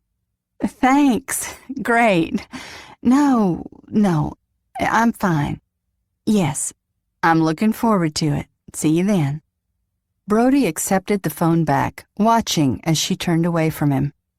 What's the weather look like in Austin? Pissing rain, he said. No one is complaining. God knows we need it. It's supposed to let up in an hour, but the whole region is a muddy mess. There's no way we're going to get a crew out to Smith's site today. It's too rural. Not many paved roads up that way. Impatience bit. We've waited this long, another day won't matter. You take the plane to West Livingston? Yeah. You should have clear skies our way in an hour. By the time we get out of here and back to the airport, it'll be at least that, if not more. We'll have a full team ready to hit Smith's site at first light. See you then. Brody rang off and glanced toward Joe, who seemed lost in thought. We need to brief the warden. Do you think Smith told the truth? I know he likes games. He was a hell of a lot more forthcoming this time. He's revealed more today with you than he has with all our investigators over the years. He appeared to like, or at least respect you, she said. I suspect it's because I'm the one who arrested him. I bested him at his game, and for that, I get extra points. You couch your emotions well around him. He hooked his thumb in his belt, sensing she was trying to gauge him. I never forget for a moment I'm dealing with a monster.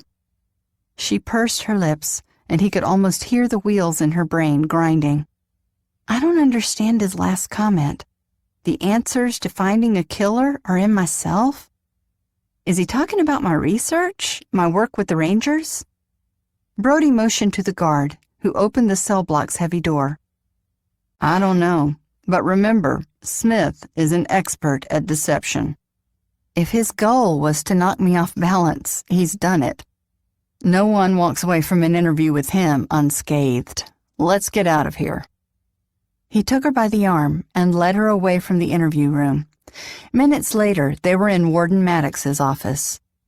Maddox gestured toward the chairs in front of his desk. They all sat. How did it go? He gave us new information, Brody said. He fully briefed him. We won't know if it's true until we can follow up. No one's obtained a damn bit of information out of him in the time he's been here. Has his behavior changed in any way over the last weeks? She said. Anything to make you wonder why he chose to talk now? Maddox leaned back in his chair. Since he's been here, he's stuck to a strict routine, until lately when his illness became grave. He spends most days in the prison hospital. But he still reads the paper, Brody said. That's right, reads it like it were the Bible. And he's had no visitors or mail, Brody said. He gets fan letters. We screen them all, of course, before we give them to him, but he's not responded to a one. If he's not getting treatment in the infirmary, then he's reading books in his cell. We can search his cell again. Wouldn't hurt. Let me know what you find. Will do. Brody and Joe's ride back to the airport was strained and tense. Brody made small talk with the officer driving them, but she barely commented, choosing instead to stare out the window. By the time he'd done a pre-flight check of the plane and they'd boarded, the rain had passed. The sun now hung low in the horizon, casting a fiery light on the landscape. I'd like to go with you tomorrow, she said as he'd closed the hangar door on the plane in Austin just after 7. I want to know if Smith was telling us the truth or not. The rain had cleared, but the air was heavy with moisture. Moonlight bounced off puddles. There's no reason for you to go. It's going to be a long day and could well be a wild goose chase.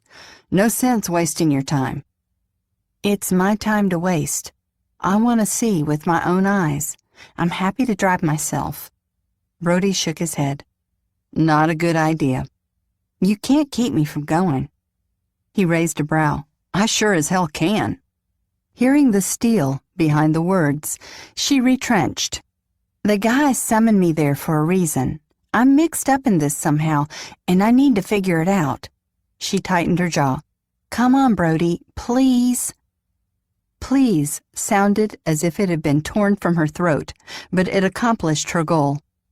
If you go, you won't be driving out there alone. I'll pick you up. That is not necessary. I have a sense of the area that he was describing and can find it on my own. You won't get inside the perimeter. Not tomorrow anyway, without me. Jim Beck is sending in all the troops. You ride with me or you stay behind. She frowned, and he sensed she wanted to argue. When should I be ready? 7. After Brody dropped Joe off at her house, she called her neighbor Rucker to let him know she'd returned and then quickly fed 3 hungry and vocal cats. In her bedroom, she stripped off her suit and uncoiled her hair. She turned on the hot water in the shower and let the steam rise before stepping under the hot spray. Though she'd showered this morning, she was anxious to drown the scents of the prison. She washed her hair twice, scrubbed her skin until it was pink before toweling off and dressing in an oversized t-shirt and a thick blue robe. In the kitchen, she heated up a can of soup and made herself a cheese sandwich before settling with both on the couch. She clicked on the television and switched to the news. As she ate, her cats settled around her, waiting and hoping for a pinch of cheese. When Atticus nudged her, she smiled. You've eaten, and I promised the vet I would not feed you too much. She dropped her voice to a whisper. You are getting fat. Atticus stared at her as if miffed. He meowed loudly several times. Shaking her head, she gave him and the others small pieces of cheese. Joe studied a picture on the coffee table, taken of herself, her sister, and her parents. The picture had been snapped 5 years ago when she'd graduated from her PhD program. It had been the last picture taken of all the Grangers as a family. Several months later, her father had died of a heart attack. Joe stared at her dad's smiling face. So many times that day, he'd said she made him proud. She'd been the first Granger to not only attend college, but to earn an advanced degree. Her sister, Ellie, 3 years younger, had been in her early 20s and had opted to forego college, attend beauty school, and work in their mother's hair salon. That day, she'd been excited for her accomplishment and edgy and nervous for the parents who looked at her as if she were a freak of nature. They simply did not understand why she'd wanted a PhD or why the salon hadn't been good enough. She simply did not fit into her family mold. Look deep inside yourself. Smith's words had her shifting her gaze to her mother's face. Tall, blonde, and stunning, Candace Granger had often questioned Joe's decision to take AP classes in high school. Each time she made the dean's list, Candace had an extra drink at dinner. She was always trying to add highlights to Joe's red hair, and her mother had been really unhappy when Joe was awarded the scholarship to UT. She loved her mother, but when they tried to talk to each other, they never quite connected. "You need to be more like Ellie," Candace used to say. "You could win those beauty contests if you'd try a little harder. Your piano playing has got the talent licked, and you are quick on your feet when asked questions." "I hate them, Mom. I don't fit." Joe replaced the picture carefully back on the table. "Why wasn't I good enough, Mom?"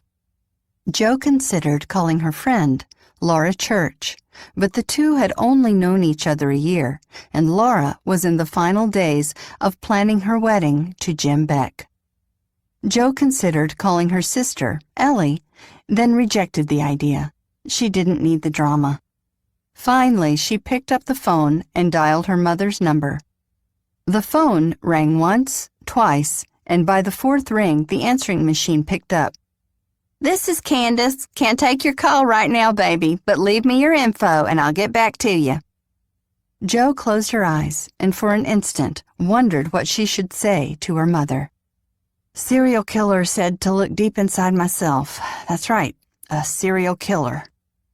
But the thing is, when I look inside me, all I see is your disappointment." "Mom, it's Joe. This must be your Bible study night. Thought I'd check in. Call me when you get the chance." She hung up and padded into the kitchen. She rinsed off her bowl and plate and put both neatly in the dishwasher. The clock on the wall chimed 10 times as she eyed her reflection in the polished stainless steel refrigerator.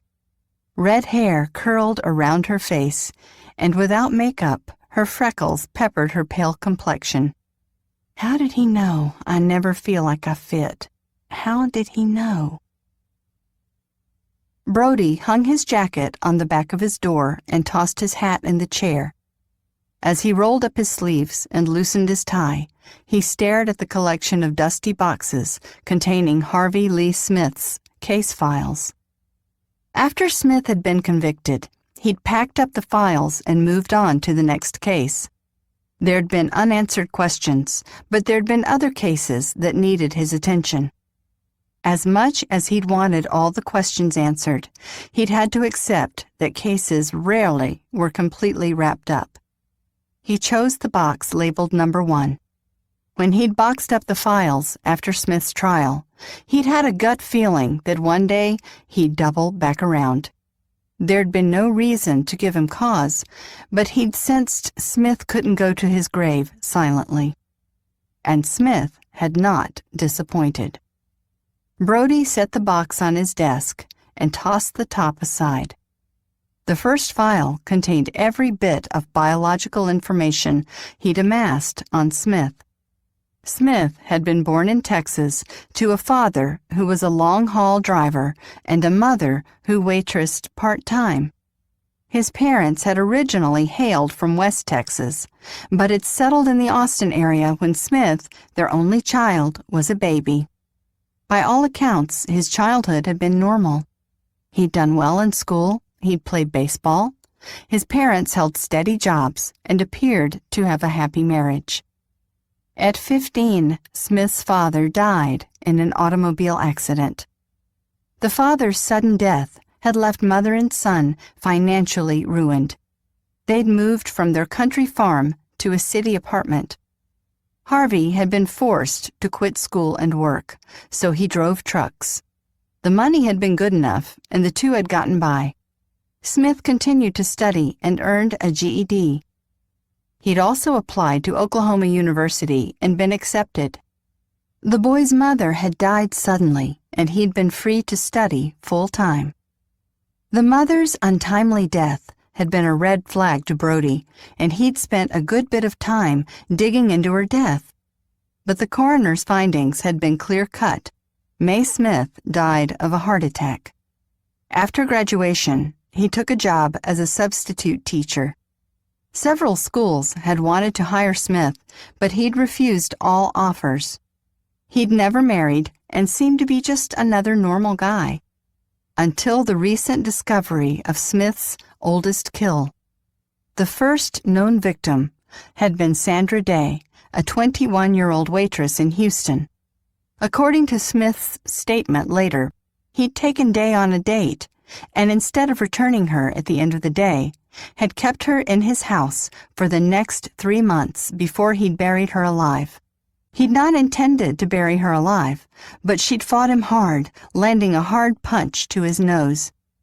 He'd hit her back and stunned her enough to get her to the grave.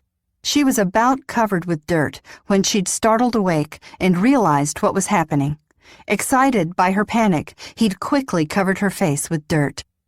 Brody shifted through the victim profiles and made a list of the children. There'd been 9 children between the 5 women, 5 boys and 4 girls. He searched the names of the boys. 2 were in prison, 1 dead, 1 living in Seattle and working as a cop, and the last, unaccounted for. The boy's name had been Nathaniel Boykin. Nathaniel, not Robbie. He'd been placed in foster care after his mother's death. And then there was no more mention of him. He'd be in his early 30s now.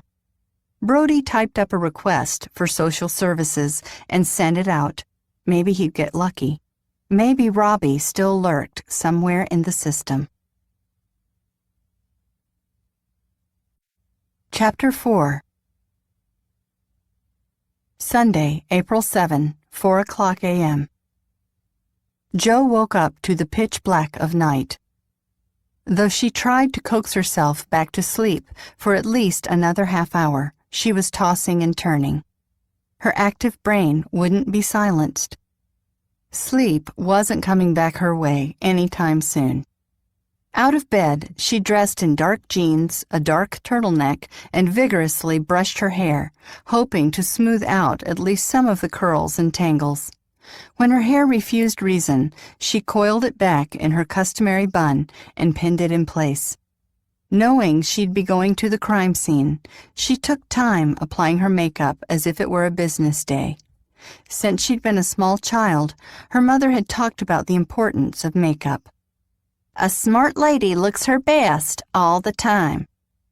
Jo had not inherited her mother's sleek, blonde locks, but thanks to makeup, she could look more like a professional woman rather than Pippi Longstocking. After coffee and a breakfast of eggs and toast, she checked her cell for a text from her mother. No message. Jo still had an hour before Brody was to arrive, giving her enough time to drive to her mother's salon. For all the differences that divided Jo and her mother, she could honestly say she'd inherited her mother's work ethic. Candace worked 7 days a week, often 10 or 12 hours a day, and Jo was no different. She grabbed her purse and a backpack prepped for a day in the field and ran out into the morning chill to drive the 3 miles to her mother's salon. As expected, she saw lights on, and Candace inside, painting a purple wall blue. Jo knocked on the door, making Candace jump. When she saw Jo, she smiled, climbed off her stepladder, and crossed to the front door. Candace opened the front door with one hand while keeping her blue-tipped paintbrush away from her spotless shirt and ironed pants. Her blonde hair was blow-dried straight, and she wore makeup and perfume. "Hey, baby doll, what are you doing here?" "I called you last night." "Saw the message, but figured I'd call a little later in the morning. You come here to help your old mama paint?" "Sorry, no." Jo kissed her mother on her cheek. "How is it you never drip a speck of paint?" "Pays to be careful, baby girl." She kissed Jo on the cheek. "I swung by your place yesterday afternoon to tell you about your sister's news." "News? That man she's dating finally going to give her a ring?" "No. In fact, they broke up. Ellie ended it." Ellie had dated a string of losers, but Jo had learned to keep thoughts like that to herself. "I thought he was going to give her a ring." "No, said he wasn't ready to commit, so she broke it off." "I'll give Ellie credit. She knows what she wants." "I'm not torn up about it. The ink on the divorce papers isn't dry, and she was already in love again. Too fast leads to trouble." Jo and Brody had fallen hard and fast for each other. At the time, the attraction they'd shared had made perfect sense. But her mother was right. Fast didn't last.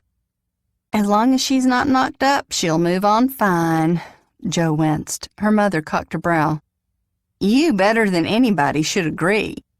Jo didn't respond, not wishing to stir up an argument. "Of you two girls, Ellie was always my open book, not like you, the girl with the secrets. Sometimes I think gypsies dropped you off on the back stoop." An edge had crept into her mother's voice. "Where did that come from?" "I spoke to your neighbor yesterday, Mr. Rucker." "Why were you talking to my neighbor?" Candace set her paintbrush carefully in the paint pan. "Because I came by to see you. Mothers do check on their daughters from time to time." "Since when? Is everything all right with you?" The lines around her eyes had deepened and her skin had paled. "I'm fine." "Really? You're not working too hard?" "Don't deflect the conversation to me. This is about you." "And my secrets?" "That's right. Mr. Rucker told me you were spending the afternoon with a guy." The frown lines around her mother's mouth deepened. "Said you were with a tall guy named Winchester." Her mother drew in a breath. "Please tell me it wasn't Brody Winchester." Jo let a breath hiss slowly from her lips. Her mother's lips flattened. "It is Brody Winchester." "It's not like that." Green eyes narrowed. "What's it like, Jo? Didn't that man do enough damage in your life?" "As I remember, we accomplished much of the damage together. And we're not dating. Definitely not dating. We're working a case." "Case? Last time you hung out with Brody Winchester, you said it was about tutoring and homework." "All that led to a whole heap of trouble." "I'm not 18, Mom, and I'm not a wide-eyed girl anymore." She stopped herself. "This is not why I came to see you this morning." Candace picked up a rag and wiped her clean hands. "I don't want to fight, Jo. I don't. But it would make me sick to know you and Brody Winchester were seeing each other again." "We are not seeing each other. Yesterday was the first time I've spoken to him in 14 years. Candace lowered her voice as she did when she was upset. 14 years isn't enough to make me forget, honey." "I haven't forgotten, Mom. Can we let this go? Please, Brody and I were working a case." "He's not the reason you came by?" She'd been unsettled since yesterday and now wondered if those feelings stemmed from Brody or Smith, or maybe both. "No, I wanted to see you." Her mother raised a brow. "It is not like you to stop by and talk, honey. You're self-reliant like me. Ellie is a chatterbox like your daddy, but not you. What is the case you're working on?" "We went to West Livingston yesterday." "To the prison?" "That's right. We went to interview Harvey Lee Smith." Her frown deepened. "Isn't that the killer that's dying?" "That's right." Her mother again rubbed her clean hands with the rag. "Why does he have you so turned around?" At the end of the interview, I asked him why he wanted to make his last confession to me. He said, "Look deep inside yourself." It didn't make any sense. Why would he say that? She rested her fist on her hip. Honey, how am I supposed to know why a crazy man says what he says? I don't know, Mom. I thought the statement was odd, and there's no one that knows me as well as you, I guess. Some of Candace's tension eased. He's a lunatic, honey. He'll say or do whatever suits him. And my guess is that he wanted to upset your apple cart to watch you squirm. That's what Brody said in so many words. Candace glanced at her manicured red nails and then at Joe. You don't worry about Smith. From what I read, he's an egghead who doesn't have many more days on the earth. Egghead. That's what Dad used to call me. Her mother's face tensed. Honey, your dad was a good, hard-working man, but he wasn't a big thinker. He didn't understand why I wanted this shop and why I wanted to work for myself. He'd have been happy to see me doing sets and perms in the garage like I did when you girls were little. You wanted more, like me. Daddy didn't understand. Your idea of more for me included winning beauty contests and coming into the business to work. Candace lifted her chin a notch. Both are honest pathways to a good life. I wanted different than you. Joe, what is going on with you? She shook her head. That Harvey Lee Smith has gotten under your skin. Joe sighed. Maybe you're right. I'm out of sorts. Honey, I don't want to fight. If I could help you, I would. And I'm sorry for needling you about Brody Winchester. I don't have much use for the guy. She shook her head. When you were having the miscarriage and he was off with his buddies getting drunk. Please, Mom, he didn't know I was miscarrying. Look, I don't want to rehash old news. As long as it stays old news, baby, then I won't bring it up again. Joe checked her watch. Mom, I've got an appointment. What kind of appointment would you have on a Sunday morning? It's police stuff. Not with Brody. Joe hugged her mom. You don't need to worry about Brody. He's history. Brody was a half block from Joe's house when he saw her driving from the opposite direction and pulling into her driveway. Out and about early on a Sunday morning. And without meaning to, he found himself wondering where and with whom she'd spent the night. Gut tensing, he parked his Bronco behind her and watched as she scrambled out of her car, grabbed a backpack from the back seat, and hurried toward him. She slid into the seat, tucked the pack at her feet, and clicked her seatbelt. She straightened her jacket. Thank you for the ride. Sure. He put the gear shift in reverse and backed out of the driveway. Where'd you come from? Joe hesitated. I went to see my mother. Unexpected relief softened his mood, an odd reaction considering the last time he'd seen his ex-mother-in-law. She had backed him up against a hospital wall after Joe's miscarriage and threatened to cut his balls off if he ever again looked at Joe. How was your mother this morning? She took extra care to straighten out the folds of her jacket. She's doing well, though she did happen to drop by my house yesterday, and she wasn't happy to hear I was out with you. Brody shook his head. I can only imagine all the ways she's dreamed of gutting me. She didn't share specifics, but I get the sense she'll be sharpening her knives this afternoon. Smiling, Brody kept his gaze ahead. I'll be sure to keep a lookout for a crazed blonde who favors rhinestones. She is still blonde, isn't she? She's still blonde, but doesn't favor the rhinestones much anymore. Good to know. He wove through town and was soon pulling onto I-35, headed south, and wondering how he'd managed to start this Sunday morning talking about his ex-mother-in-law. She pursed her lips. I mentioned Smith to Mom. You discuss your cases with your mother a lot? No, never. But he unsettled me yesterday. I shouldn't be, but I am. I wanted to understand the root of the emotions, and I thought Mom could help. Brody frowned. Did she? No.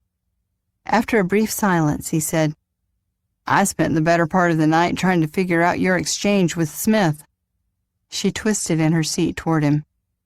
It all could have been a game. We don't know if Smith was telling us the truth about the bodies. He tipped his head. Care to take a bet on whether Smith was lying or telling the truth? She frowned, stared at him a beat, and then shifted her gaze back to the road. No. Smart. They arrived at the crime scene at 10 minutes after 8. A dozen DPS marked cars, lights flashing, and several black Ranger Broncos stood parked at the end of a long, winding dirt road. Last night's rain had cleared, but had left the ground soggy and muddy. From her pack, Jo pulled out rubber boots and slipped them on over her flat shoes. Brody didn't comment, but she caught his sideways glance. In school, he'd teased her about always being prepared. "You should have been a Boy Scout," he'd said. Her boots squished into sucking mud, and a small, very nasty part of her hoped Brody was now ankle-deep in mud.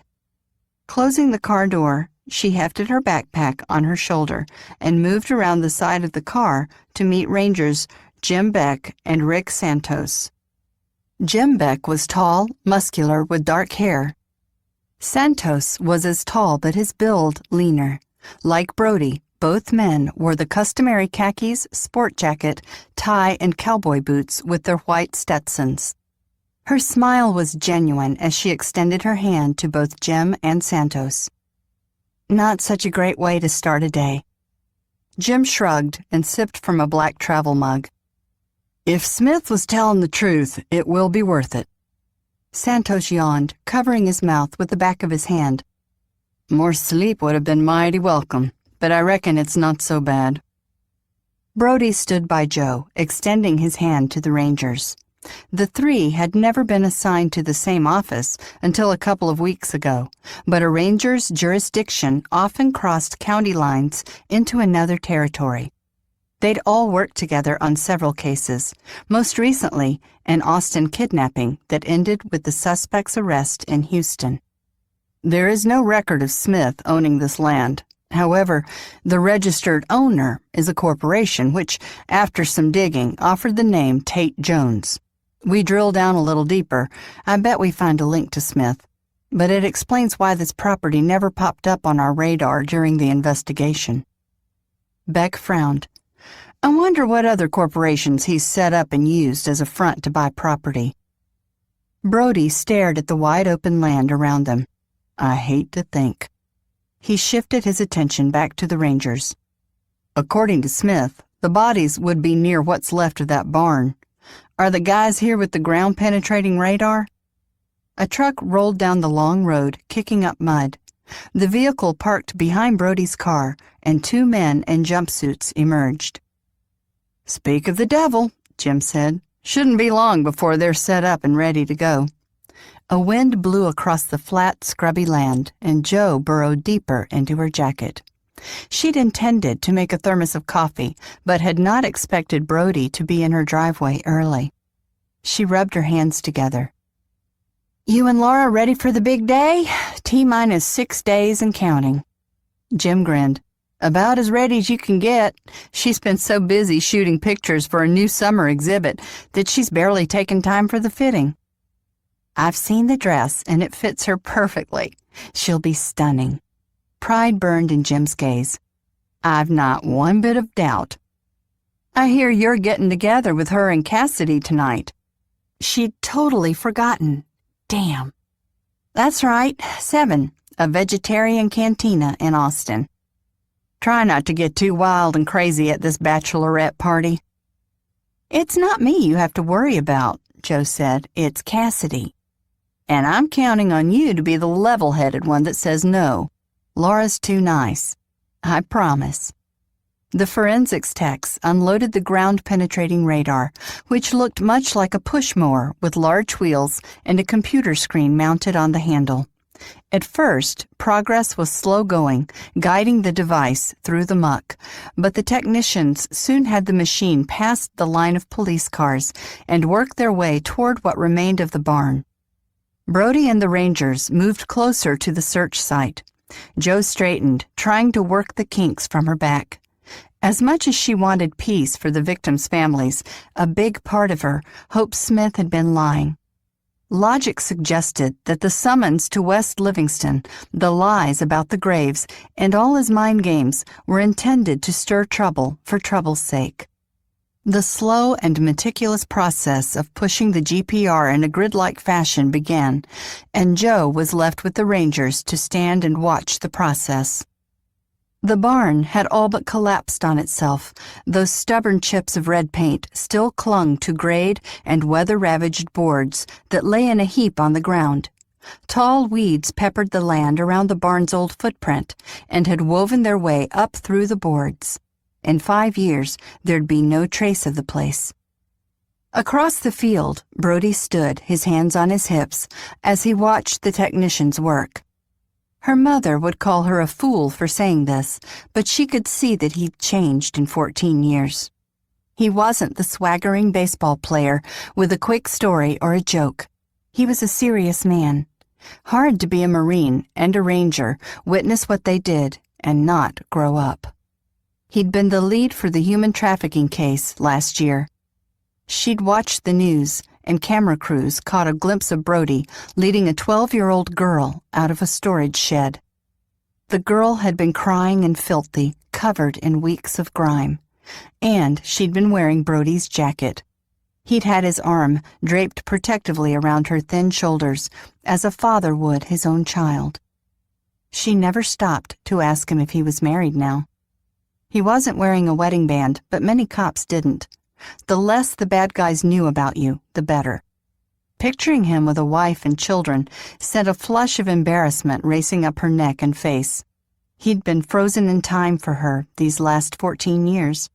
She'd always pictured him surrounded by cheerleaders or, with her studying, trying to find a reason why he should care about Shakespeare. Or children. But because she couldn't picture it didn't mean it wasn't true. Emotion she'd not expected or wanted rose up in her, tightening her chest. Made sense he'd moved on with his life. Most everyone had, except her. "I think we found something," the technician called. She shook off the sting of emotion and watched as Brody, Jim, and Santos walked toward the GPR. The technician pointed to the screen and then at the ground, nodding his head sideways as if he were as surprised as everyone else. The technician placed an orange flag in the ground and continued pushing the GPR over the soggy earth. 10 minutes later, he raised his hand, indicating another hit. Another 10 minutes, and another hit. 3 bodies, just as Smith had said. A deep sense of unease strengthened and coiled around her insides. Brody spoke to the technicians, and though she could not hear, it was clear from his expression he wasn't satisfied. He wanted the land north of the barn also searched. A grim frown deepened the lines on the technician's face, but he pushed the machine through the muck. Brody stood in the center of the first field, 3 orange flags circling him. He'd been trying to get answers for 3 families for over 3 years, and now he was close. However, his grim expression held no hint of satisfaction. He looked sad, and judging by the deep lines at his temples and the dark circles under his eyes, he was exhausted. "Winchester!" the tech shouted. "I found another one here!" The hum of conversation silenced, and everyone watched as Brody, Jim, and Santos moved toward the site. 4 bodies, not 3. They'd all expected Smith to lie, and he had. Robbie stared into the small television, which televised an image from a hunter's camera secured high in the trees above his burial site. His plot of land now swarmed with a sea of cop cars and Texas Rangers. They'd found Smith's bodies and his. He sat back, folded his arms over his chest, and smiled. The fact that the cops were here meant that Harvey had sent them. No way they'd have found this place without Harvey. Robbie smiled. Harvey had read his message in the classifieds, and he'd sent the cops, not to punish him, but to say, "I know, boy, I know." Pulling in a satisfied breath, He was unable to tear his gaze from the images. For days, he'd wondered if Harvey had seen his message. He'd feared his father would go to his grave, never knowing that his creation had matured and become the man Harvey had intended. He watched the cops, shovels in hand, hovering around Smith's graves and his own. He touched the screen, wishing Harvey and he could share this moment together. The old man was sick, dying, and there'd not be many days left. Robbie tipped back his head and closed his eyes, smiling. "Thank you, Harvey." Years ago, Smith had tried to make him into a man, and he'd failed. After a decade, he'd finally proven himself to his father. Harvey had said there was no sweeter rush than killing. Robbie hadn't experienced a rush. However, a deep satisfaction had washed over him when he'd shoveled the last bits of dirt on the grave. Harvey's days were down to a precious few. He had weeks at most. If he didn't delay, perhaps he could kill several more times before Harvey died. The old man could read about his exploits in the news and perhaps recapture the thrill that had given him such joy. For Harvey, he would keep killing. Chapter 5. Sunday, April 7, 3:00 p.m. "We have 3 skeletonized remains," Marissa Reardon, the medical examiner's assistant, said. Brody hitched his muddied boot on the bumper of the medical examiner's van as Marissa cradled a warm cup of coffee in her hands.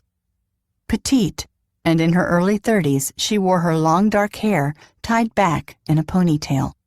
She was the only tech he'd met who always wore makeup, perfume, and earrings, no matter the time of day or weather conditions.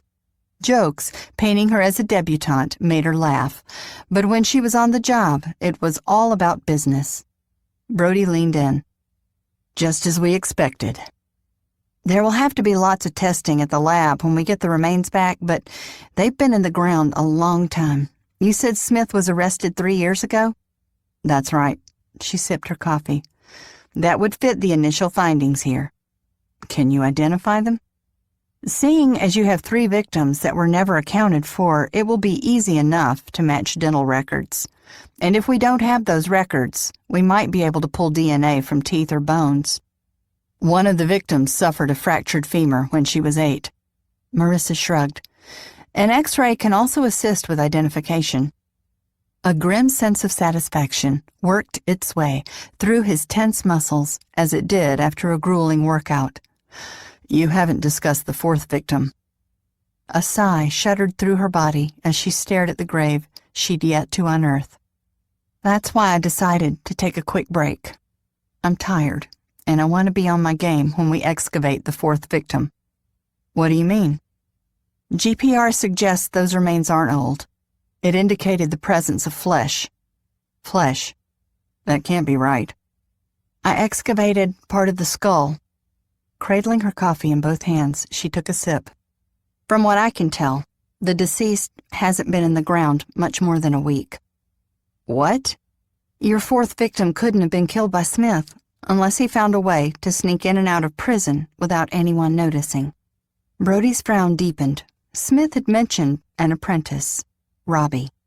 "When can you excavate that body?" Marissa stared into her coffee cup, as if willing it to give her strength. "Give me a minute. The men and I will get started again soon." "Thanks." In the last 7 hours, Brody had been so caught up in the crime scene, he'd not been able to get back to check on Joe. Now, as he moved away from Marissa, he caught sight of her pale face as she stood alone, huddling in her jacket. He now regretted not making the time to check in on her. "Joe," he said. She raised her head. Recognition flickered in her gaze, but there was no hint of a smile. "How's it going?" "The forensic team is excavating the first 3 bodies." "And the 4th?" He tightened his jaw. "It's not like the others." "Meaning?" "This last victim was killed within the last week." Her head tipped, as it did when she was a teenager. The slight movement, indicated she'd stepped back from emotion, and her brain had turned to computing the issue at hand. Smith mentioned the apprentice, Robbie. I know. I wasn't sure how to take the information. Did you check the paper for the ad? I did. Most look like typical ads, whereas a few appear to be messages. In it to win it was one. Another was bluebonnets, and the last, call Rafe. Robbie and Harvey aren't the only ones who use the classifieds for messages. We're trying to trace all the purchasers of those ads, but each was paid for with cash. A furrow creased the delicate skin between her eyes. I should go back and talk to Smith again, find out what else he knows about Robbie. There's time for that. First, we finish what we have here. He sure as hell wouldn't let her go back to that prison alone. He'd hated the way that monster had stared at her through the glass, crawled in her head. Whenever he'd dealt with Smith in the past, he'd always been able to keep his cool. He could play nice with the animal in the hopes of getting answers, but he'd come close to losing his temper yesterday. She raised her chin a notch. This is your investigation, so I'll take my cue from you. But I'm no kid. I know what I'm doing, and I can handle Smith. This is no reflection on your professional talent. He'd never had doubts about her intellect. From the get-go, he'd known she was smarter than most, including himself, and could do or be whatever she wanted. Trust me on this one. Of course. Stiff, professional, he understood her trust did not extend beyond work. Marissa, who now worked on the fourth victim, motioned him to come. I'll be back as soon as I can, he said. Let me have a look. I might see something. He frowned. Suit yourself. When they reached the burial site, roped off by yellow crime scene tape, Brody reached for plastic gloves in his coat pocket. He handed a set to Joe and called out to Marissa. What do you have? I've cleaned off the face and upper body.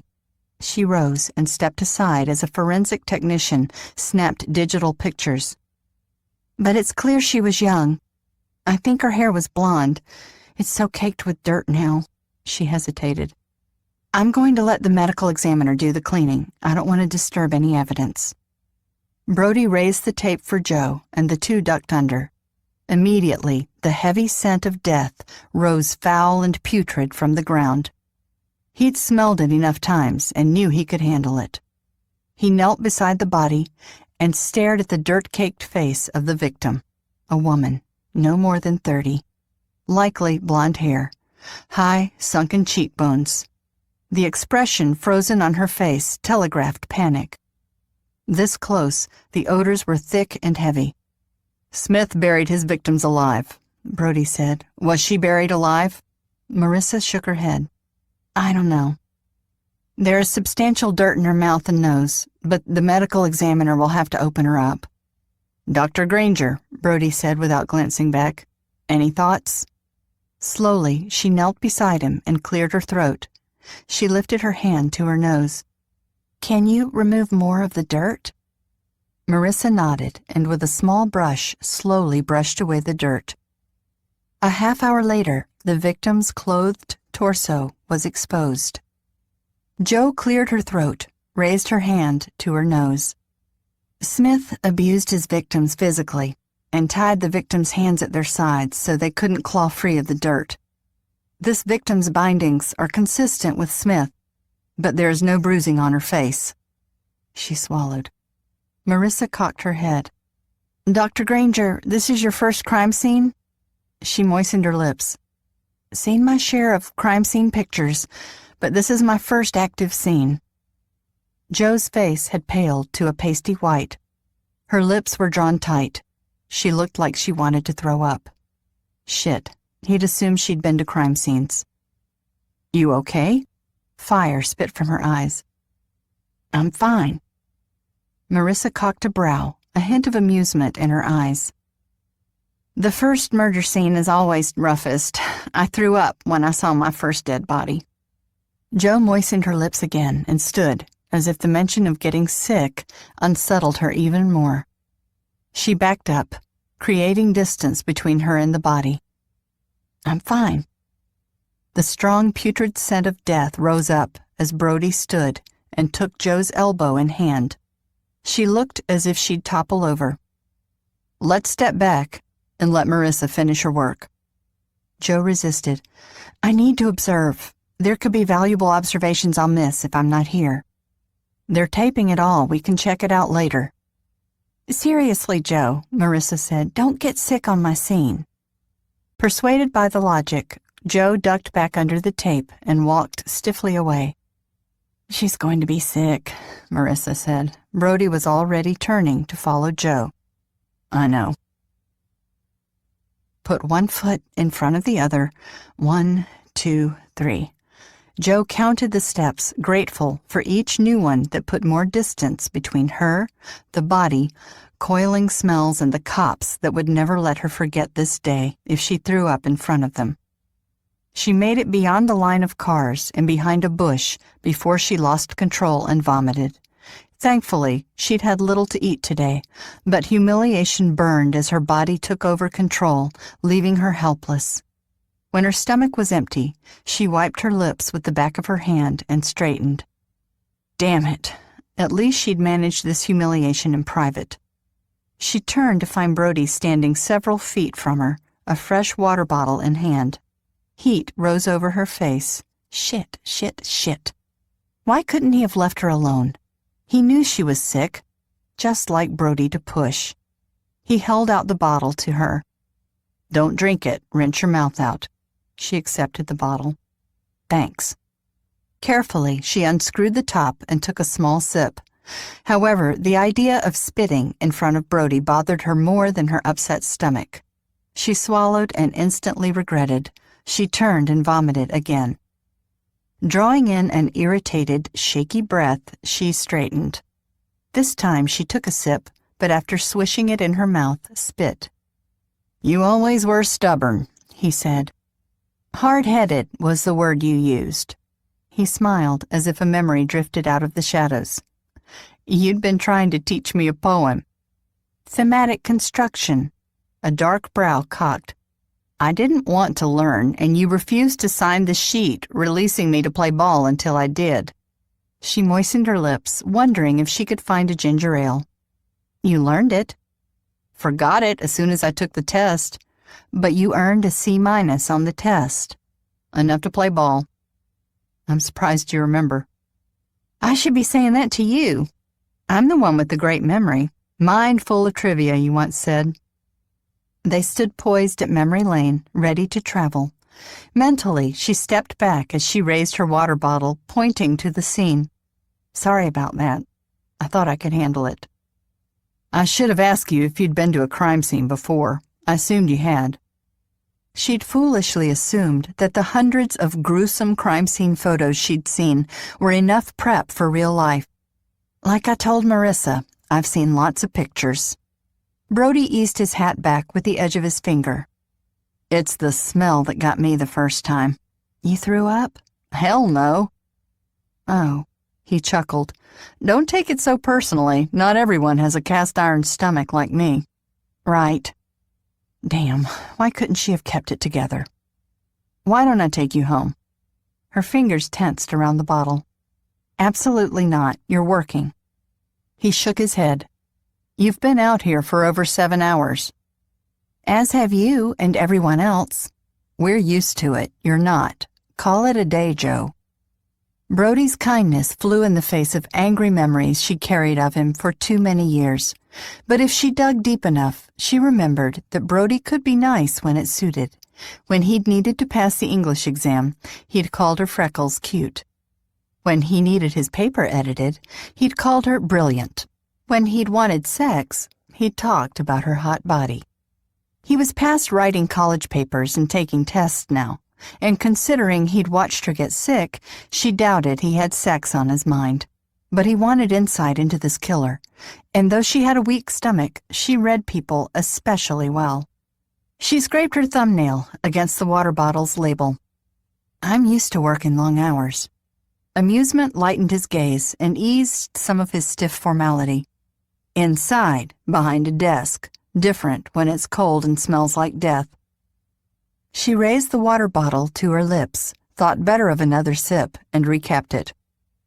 Point taken. Look, I'm fine. You go back to what you were doing. I am not leaving until the scene is processed. Stubborn. I think we covered that ground. He looked as if he wanted to speak, but thought better of it.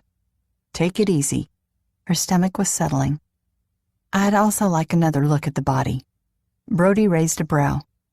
Really think that's a good idea? This wasn't about pleasing Brody, as it might have been when she was 18. This was about proving something to herself. I promise not to ruin Marissa's crime scene. Before my stomach got the better of me, a detail caught my eye. Doubt darkened his gaze. You're sure? Yes. He adjusted his hat back over his brow and extended his hand, indicating the path back to the crime scene. Lead the way. When they reached the body this time, the medical examiner's attendants were preparing to lift the body from the ground. The face and hair were still badly caked in mud and dirt, rendering them unrecognizable. This time, she breathed through her mouth and eliminated the smell. One of Jo's greatest assets was that she could distance herself from horrific images or a client's wild emotions. She'd come to understand that if she could remain free of emotions, she could really see the facts and sift efficiently through the data. Moments ago, the smell had gotten the better of her stomach, but she was prepared to pull back and really observe. Holding the water bottle close to her chest, she studied the victim and the crime scene. However, this time, Jo convinced herself she was looking at evidence. This time, she focused not on the girl's humanity, but on the details that needed cataloging. The victim was dressed, a peasant blouse made of a gauzy green synthetic, likely from a high-end store, tattered, stone-washed designer jeans that hugged narrow hips, fashioned to look old, but in fact were expensive. Detailed black cowboy boots that cost $500+. Remnants of pink nail polish on long fingernails. She came from money, Jo said. This girl did not live on the streets. She leaned closer, zeroing in on a tattoo on the inside of her left wrist. Can I get a better look at that tattoo? Marissa motioned for an assistant with a video camera. Shoot this. When the camera was rolling, she slowly cut the bindings enough to release the wrist. Rigor mortis had long come and gone, so the arm moved with relative ease.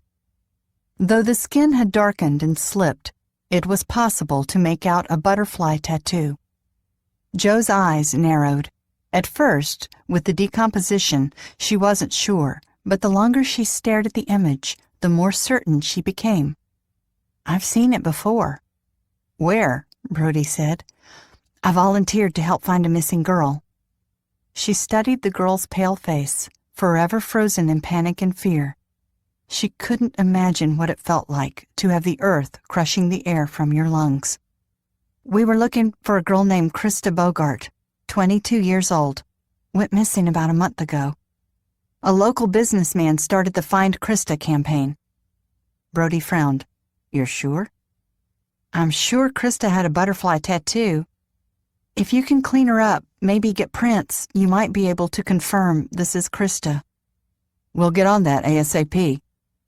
She leaned closer. What's that in her hand? Marissa leaned closer. Looks like a silk flower. A Texas bluebonnet, Jo said. Brody's jaw tensed. The classified ad read, bluebonnets. How did Smith know that she was here? Marissa said. Jo took a sip from the water bottle. I don't think he knew for sure. I think he rightly guessed if his apprentice was indeed killing, that he was going to follow in his footsteps and use a burial site they'd visited before. It would have been a place this killer knew, was familiar with, and therefore felt safe here. But if he'd chosen another site, Marissa countered, he might not ever have been caught. Brody rubbed the back of his neck. He sent a message to Smith through the paper, and Smith sent one back when he sent us here. I suspect Smith knows Robbie as well as Robbie does himself. They've not seen each other in a decade, Brody said. That will add variables to the equation, but Smith made Robbie, programmed him. If we want to find Robbie, we need to talk to Smith again. I'll see what I can arrange. When the DPS officer dropped Jo off at her house, it was 10 minutes to 7 on Sunday evening. Brody had stayed at the crime scene, but she'd opted to leave, knowing she'd done all she could for now. She had enough time to shower quickly and hustle into town and make her dinner appointment with Laura and Cassidy. Hair wet and no makeup except mascara, she made it to the restaurant 10 minutes late, a miracle. "Well, you look like something the cat dragged in," Cassidy said to Jo. Jo slipped into the booth at the casual vegetarian Austin Eatery, doing her best to look cheery and not fresh from a hurried shower and a crime scene. Sitting across from her was Cassidy Roberts, a tall brunette, sleek, well-dressed, and wearing a turquoise bracelet and earrings. Cassidy looked like a successful art gallery owner. And beside her was Laura Church, a petite blonde, wearing a loose top, jeans, and no makeup. She looked like an artist. Several of her photographs hung in Jo's house. The two women were first cousins. Jo had met Laura and Cassidy last year when she'd been asked to consult on a case, and somehow the three of them, an unlikely trio, had become friends. Tonight, they were celebrating Laura's upcoming wedding to Texas Ranger Jim Beck. Jo accepted a glass of wine from Laura. "Cassidy, be grateful I took the time to shower." Laura frowned. "Jim told me you were at the crime scene." Jo took a liberal sip of the wine. "Yes." Cassidy leaned forward, a colorful turquoise bracelet jangling on her wrist. "You were at a crime scene?" "I was." "I can't believe you emerged from behind your desk," Cassidy teased. "It's been known to happen," Jo said. "Can I ask for juicy details?" Cassidy asked. Laura sat back in the booth and sipped her wine. "No, you can't, Cassidy. I'm willing to bet what she saw wasn't nice." Laura's controlled tone served as a reminder that she had survived a horrific attack last year. She was far too acquainted with crime scenes. Cassidy frowned. "Sorry, Laura. Insensitive of me." Jo smiled. "I'd rather talk about fun things, like Laura's wedding." Laura's smile warmed. "Now that is a subject near and dear to my heart." They chatted about the upcoming event, which was to be casual and held at Laura and Jim's country house. Laura had emphasized from day one that this was to be a stress-free event. Cassidy sipped her wine. "Jo, have you bought your dress?" "So much for no stress." "Not yet." "What?" Cassidy asked. "My God, woman, the wedding is 6 days away." "That's enough time." Jo tossed a silent appeal to Laura. "Right?" Laura indicated her own worn jeans and white peasant top. "Don't ask me. Cassidy is our fashionista." "Mine was ordered and altered weeks ago." Jo snatched up a handful of nuts from the bowl on the table. Her stomach had settled, and she was now hungry. "Don't worry. I'll have something to wear by next Saturday." Laura cringed. "Jo, don't worry over the dress. I don't want this to be a burden. The wedding is casual. You don't have to drive yourself crazy. I think you'd look amazing in green, but really, wear whatever." Cassidy sat back, her arms folded over her chest. "And I don't know where you heard that weddings aren't stressful. They were designed to drive people crazy." "I'm not going there," Laura said. "I am not."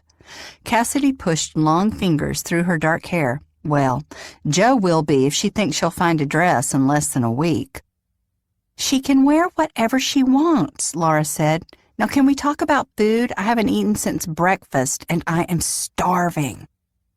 Jo studied the vegetarian menu. "I'm so hungry I could eat tofu." The women laughed, and Cassidy was able to flag their waitress. The young girl arrived at the table as Jo scanned her menu. She listened to Laura and Cassidy's order before raising her gaze. The instant she saw her waitress, she froze. She wore jeans and a green T-shirt that read, "Find Krista." It was after 11 when Jo climbed the steps to her front door, her mind ticking through tomorrow's agenda at the office. She considered tomorrow's unread files, brewing a pot of coffee, and squeezing more work out of the day. As she moved to unlock her front door, her neighbor Ted Rucker called out, "Are you on the 7-day-a-week work schedule again? Thought you were going to cut back." Managing a smile, she shoved her key in the lock and turned it. "I know it doesn't look like I'm cutting back, but I really am. This weekend was the exception." He shoved back a lock of thick blonde hair with long fingers and laughed as he walked toward her with a large chocolate lab. "Isn't that what you said the better part of last year?" Joe descended the 2 porch steps and scratched the lab between the ears. "Hey, Greta, and I meant it. I planned to take this weekend off, but work came looking for me." "You could have said no." "I could have." It had never occurred to her to say no to Brody. He'd asked, and as if she was a naive 18-year-old, she'd come a-running. Not good. Concern darkened his gaze. "You look beat. Where the heck did you end up?" The night air here smelled so sweet compared to the crime scene. "I can't get into the details, but it was a crime scene." "You at a crime scene? I can't picture that." "Why not?" "I remember the look on your face last fall when I buried that dead dog. I thought you were going to be sick." A wry smile twisted her lips. "Safe to say I survived, and I provided my professional opinion to the powers that be." She patted Greta one last time. "By the way, if you see a sparkly little blonde hurricane knocking on my door again, pretend you don't know any details of my life." He grimaced. "I spilled the beans to your mother, didn't I? I should have known. Mention of Winchester's name about sent her into orbit. That's why Greta and I happened by. We came to apologize." "We?" Joe smiled at Greta as she wagged her tail. "I always took Greta for the silent type." Rucker shook his head as he scratched the dog between the ears. "She can be a real blabbermouth at times." Joe chuckled. "Did Greta say anything else to my mom?" "Only that you looked a little stressed." He grimaced. "She shouldn't have said that either." "No harm, no foul. You and Greta need not worry. My mom might have blown a gasket, but she's likely forgotten all about it now." "Why did the mention of Winchester tick her off? Old boyfriend?" "Boyfriend."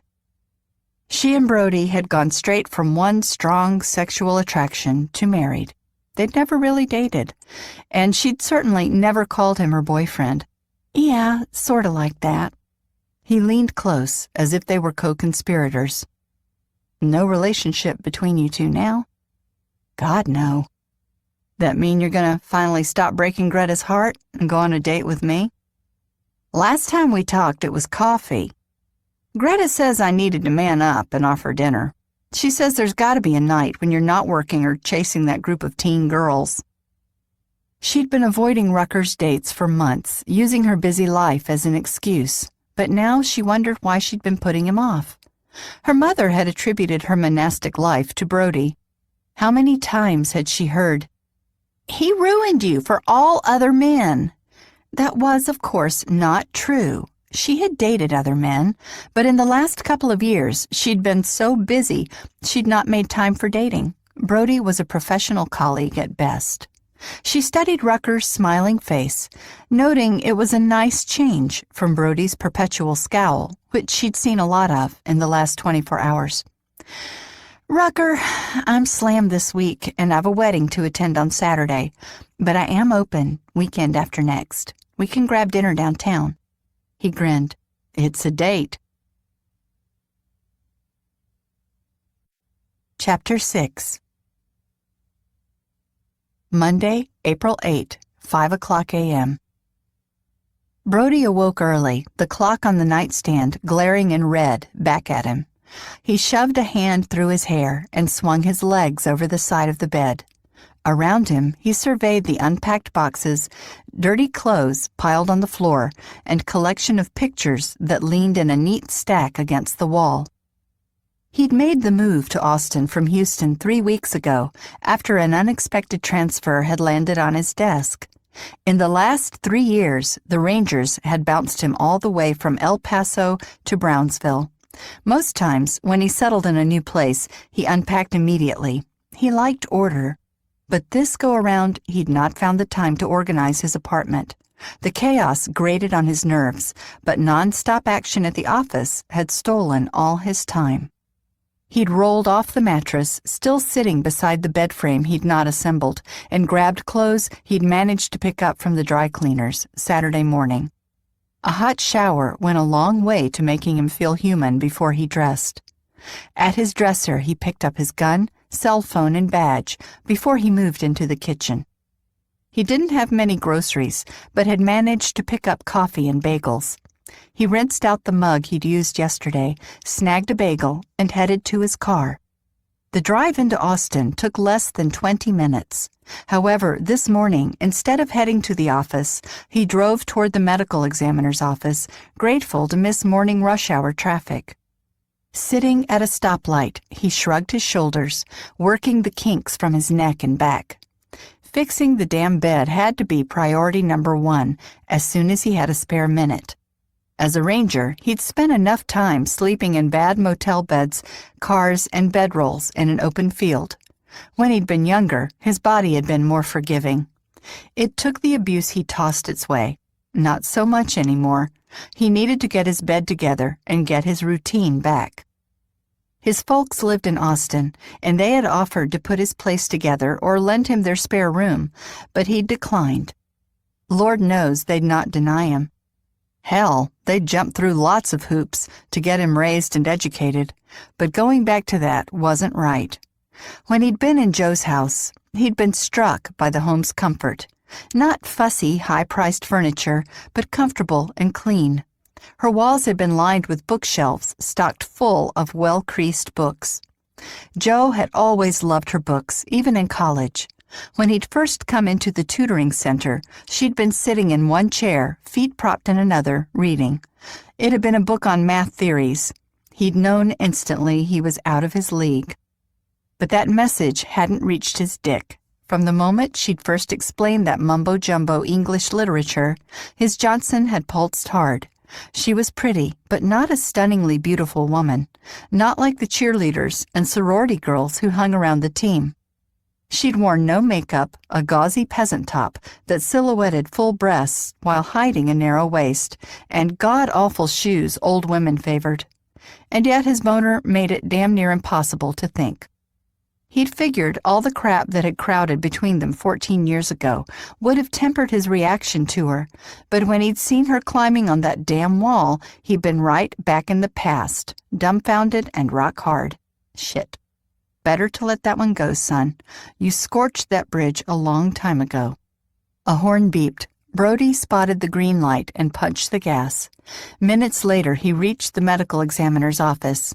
Brody pushed through the stainless swinging doors connecting to the autopsy room and found the pathologist, Dr. Hank Watterson, talking to his assistant. Both dressed in scrubs, they stood in front of a gurney holding a sheet-clad body. Watterson, in his late 30s, had joined the medical examiner's office last year. From Colorado, he'd gone through medical school on an Air Force scholarship. "Ranger Winchester," Watterson said, glancing up. He wore heavy-rimmed glasses, his sandy blonde hair brushed back off a narrow face, etched with deep laugh lines around his mouth and forehead. Brody extended his hand. "Dr. Watterson?" Dr. Watterson glanced at the clock. "Beck is sending Santos to work the case with you, and Santos called and said he's running late. Traffic on I-35. Always an accident on that stretch of road." He eyed the still, white sheet that draped the body of the fourth victim they'd found yesterday. "A few minutes here or there won't make much difference." Dr. Watterson reached for a file perched on a stainless steel table. "I gave Beck a preliminary rundown when he called this morning. Want to hear it?" "Shoot." "We've not analyzed the skeletonized remains yet.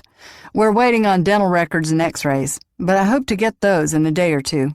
"That's fast." "When Harvey Lee Smith's name is attached to a case, it gets bumped to the front of the line." Watterson moved toward the stainless gurney, holding the sheet-clad remains of the most recent body. He reviewed the stats. "She was in her early 20s, stood 5'6" and weighed about 120. I've identified 3 tattoos. The butterfly, which I understand Dr. Granger spotted on her inner left wrist. She also has a tattoo on her back right shoulder blade. It's the initials CTB, pierced ears and belly, an old scar on her right hand that was stitched. Blonde hair, though her natural color is darker. No implants or any visible surgeries. Joe thinks we have Krista Bogart. I was able to get a partial print from her right thumb and index fingers. I've sent both off for analysis. Brody shifted his stance as the doctor reached for the sheet and pulled it off the victim's face. Should have an identification in the hour. There was a significant amount of dirt in her nostrils and mouth, consistent with being buried alive. Her fingernails were caked with dirt and her skin marked with rope burns, as if she struggled and tried to dig at the dirt around her. When I open her up, I'll check her lungs and stomach for dirt. Brody shook his head.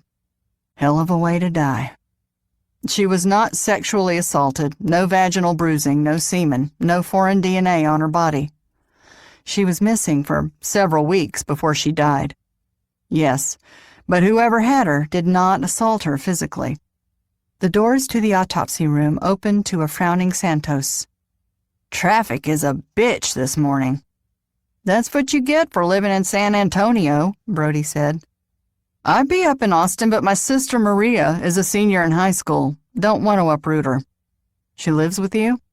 Has, since our folks died 5 years ago. All my gray hair can be traced right back to raising a teenage sister. There'd been times over the years when Brody had tried to imagine Joe's and his kid. Those thoughts always came around the time of her due date in May. If their daughter had lived, she'd have been 13. Can't imagine what it's like. Some days I swear it's the worst and other days the best. Brody tried to picture himself as the father of the teenage girl now. He couldn't imagine how differently his life would have been. Sounds like she's lucky to have you. Cuts both ways. The Rangers shifted their attention to the body. Within minutes, Watterson made the Y incision in his victim's chest. The doctor added more details to the victim's profile. She'd not had children, organs healthy and normal. Fit Krista's profile. Santos studied the dead woman's face. Now that she's cleaned up, even with the decomposition, she looks like she could be Krista. Brody reached for his cell and dialed Austin police. Let's see where they stand.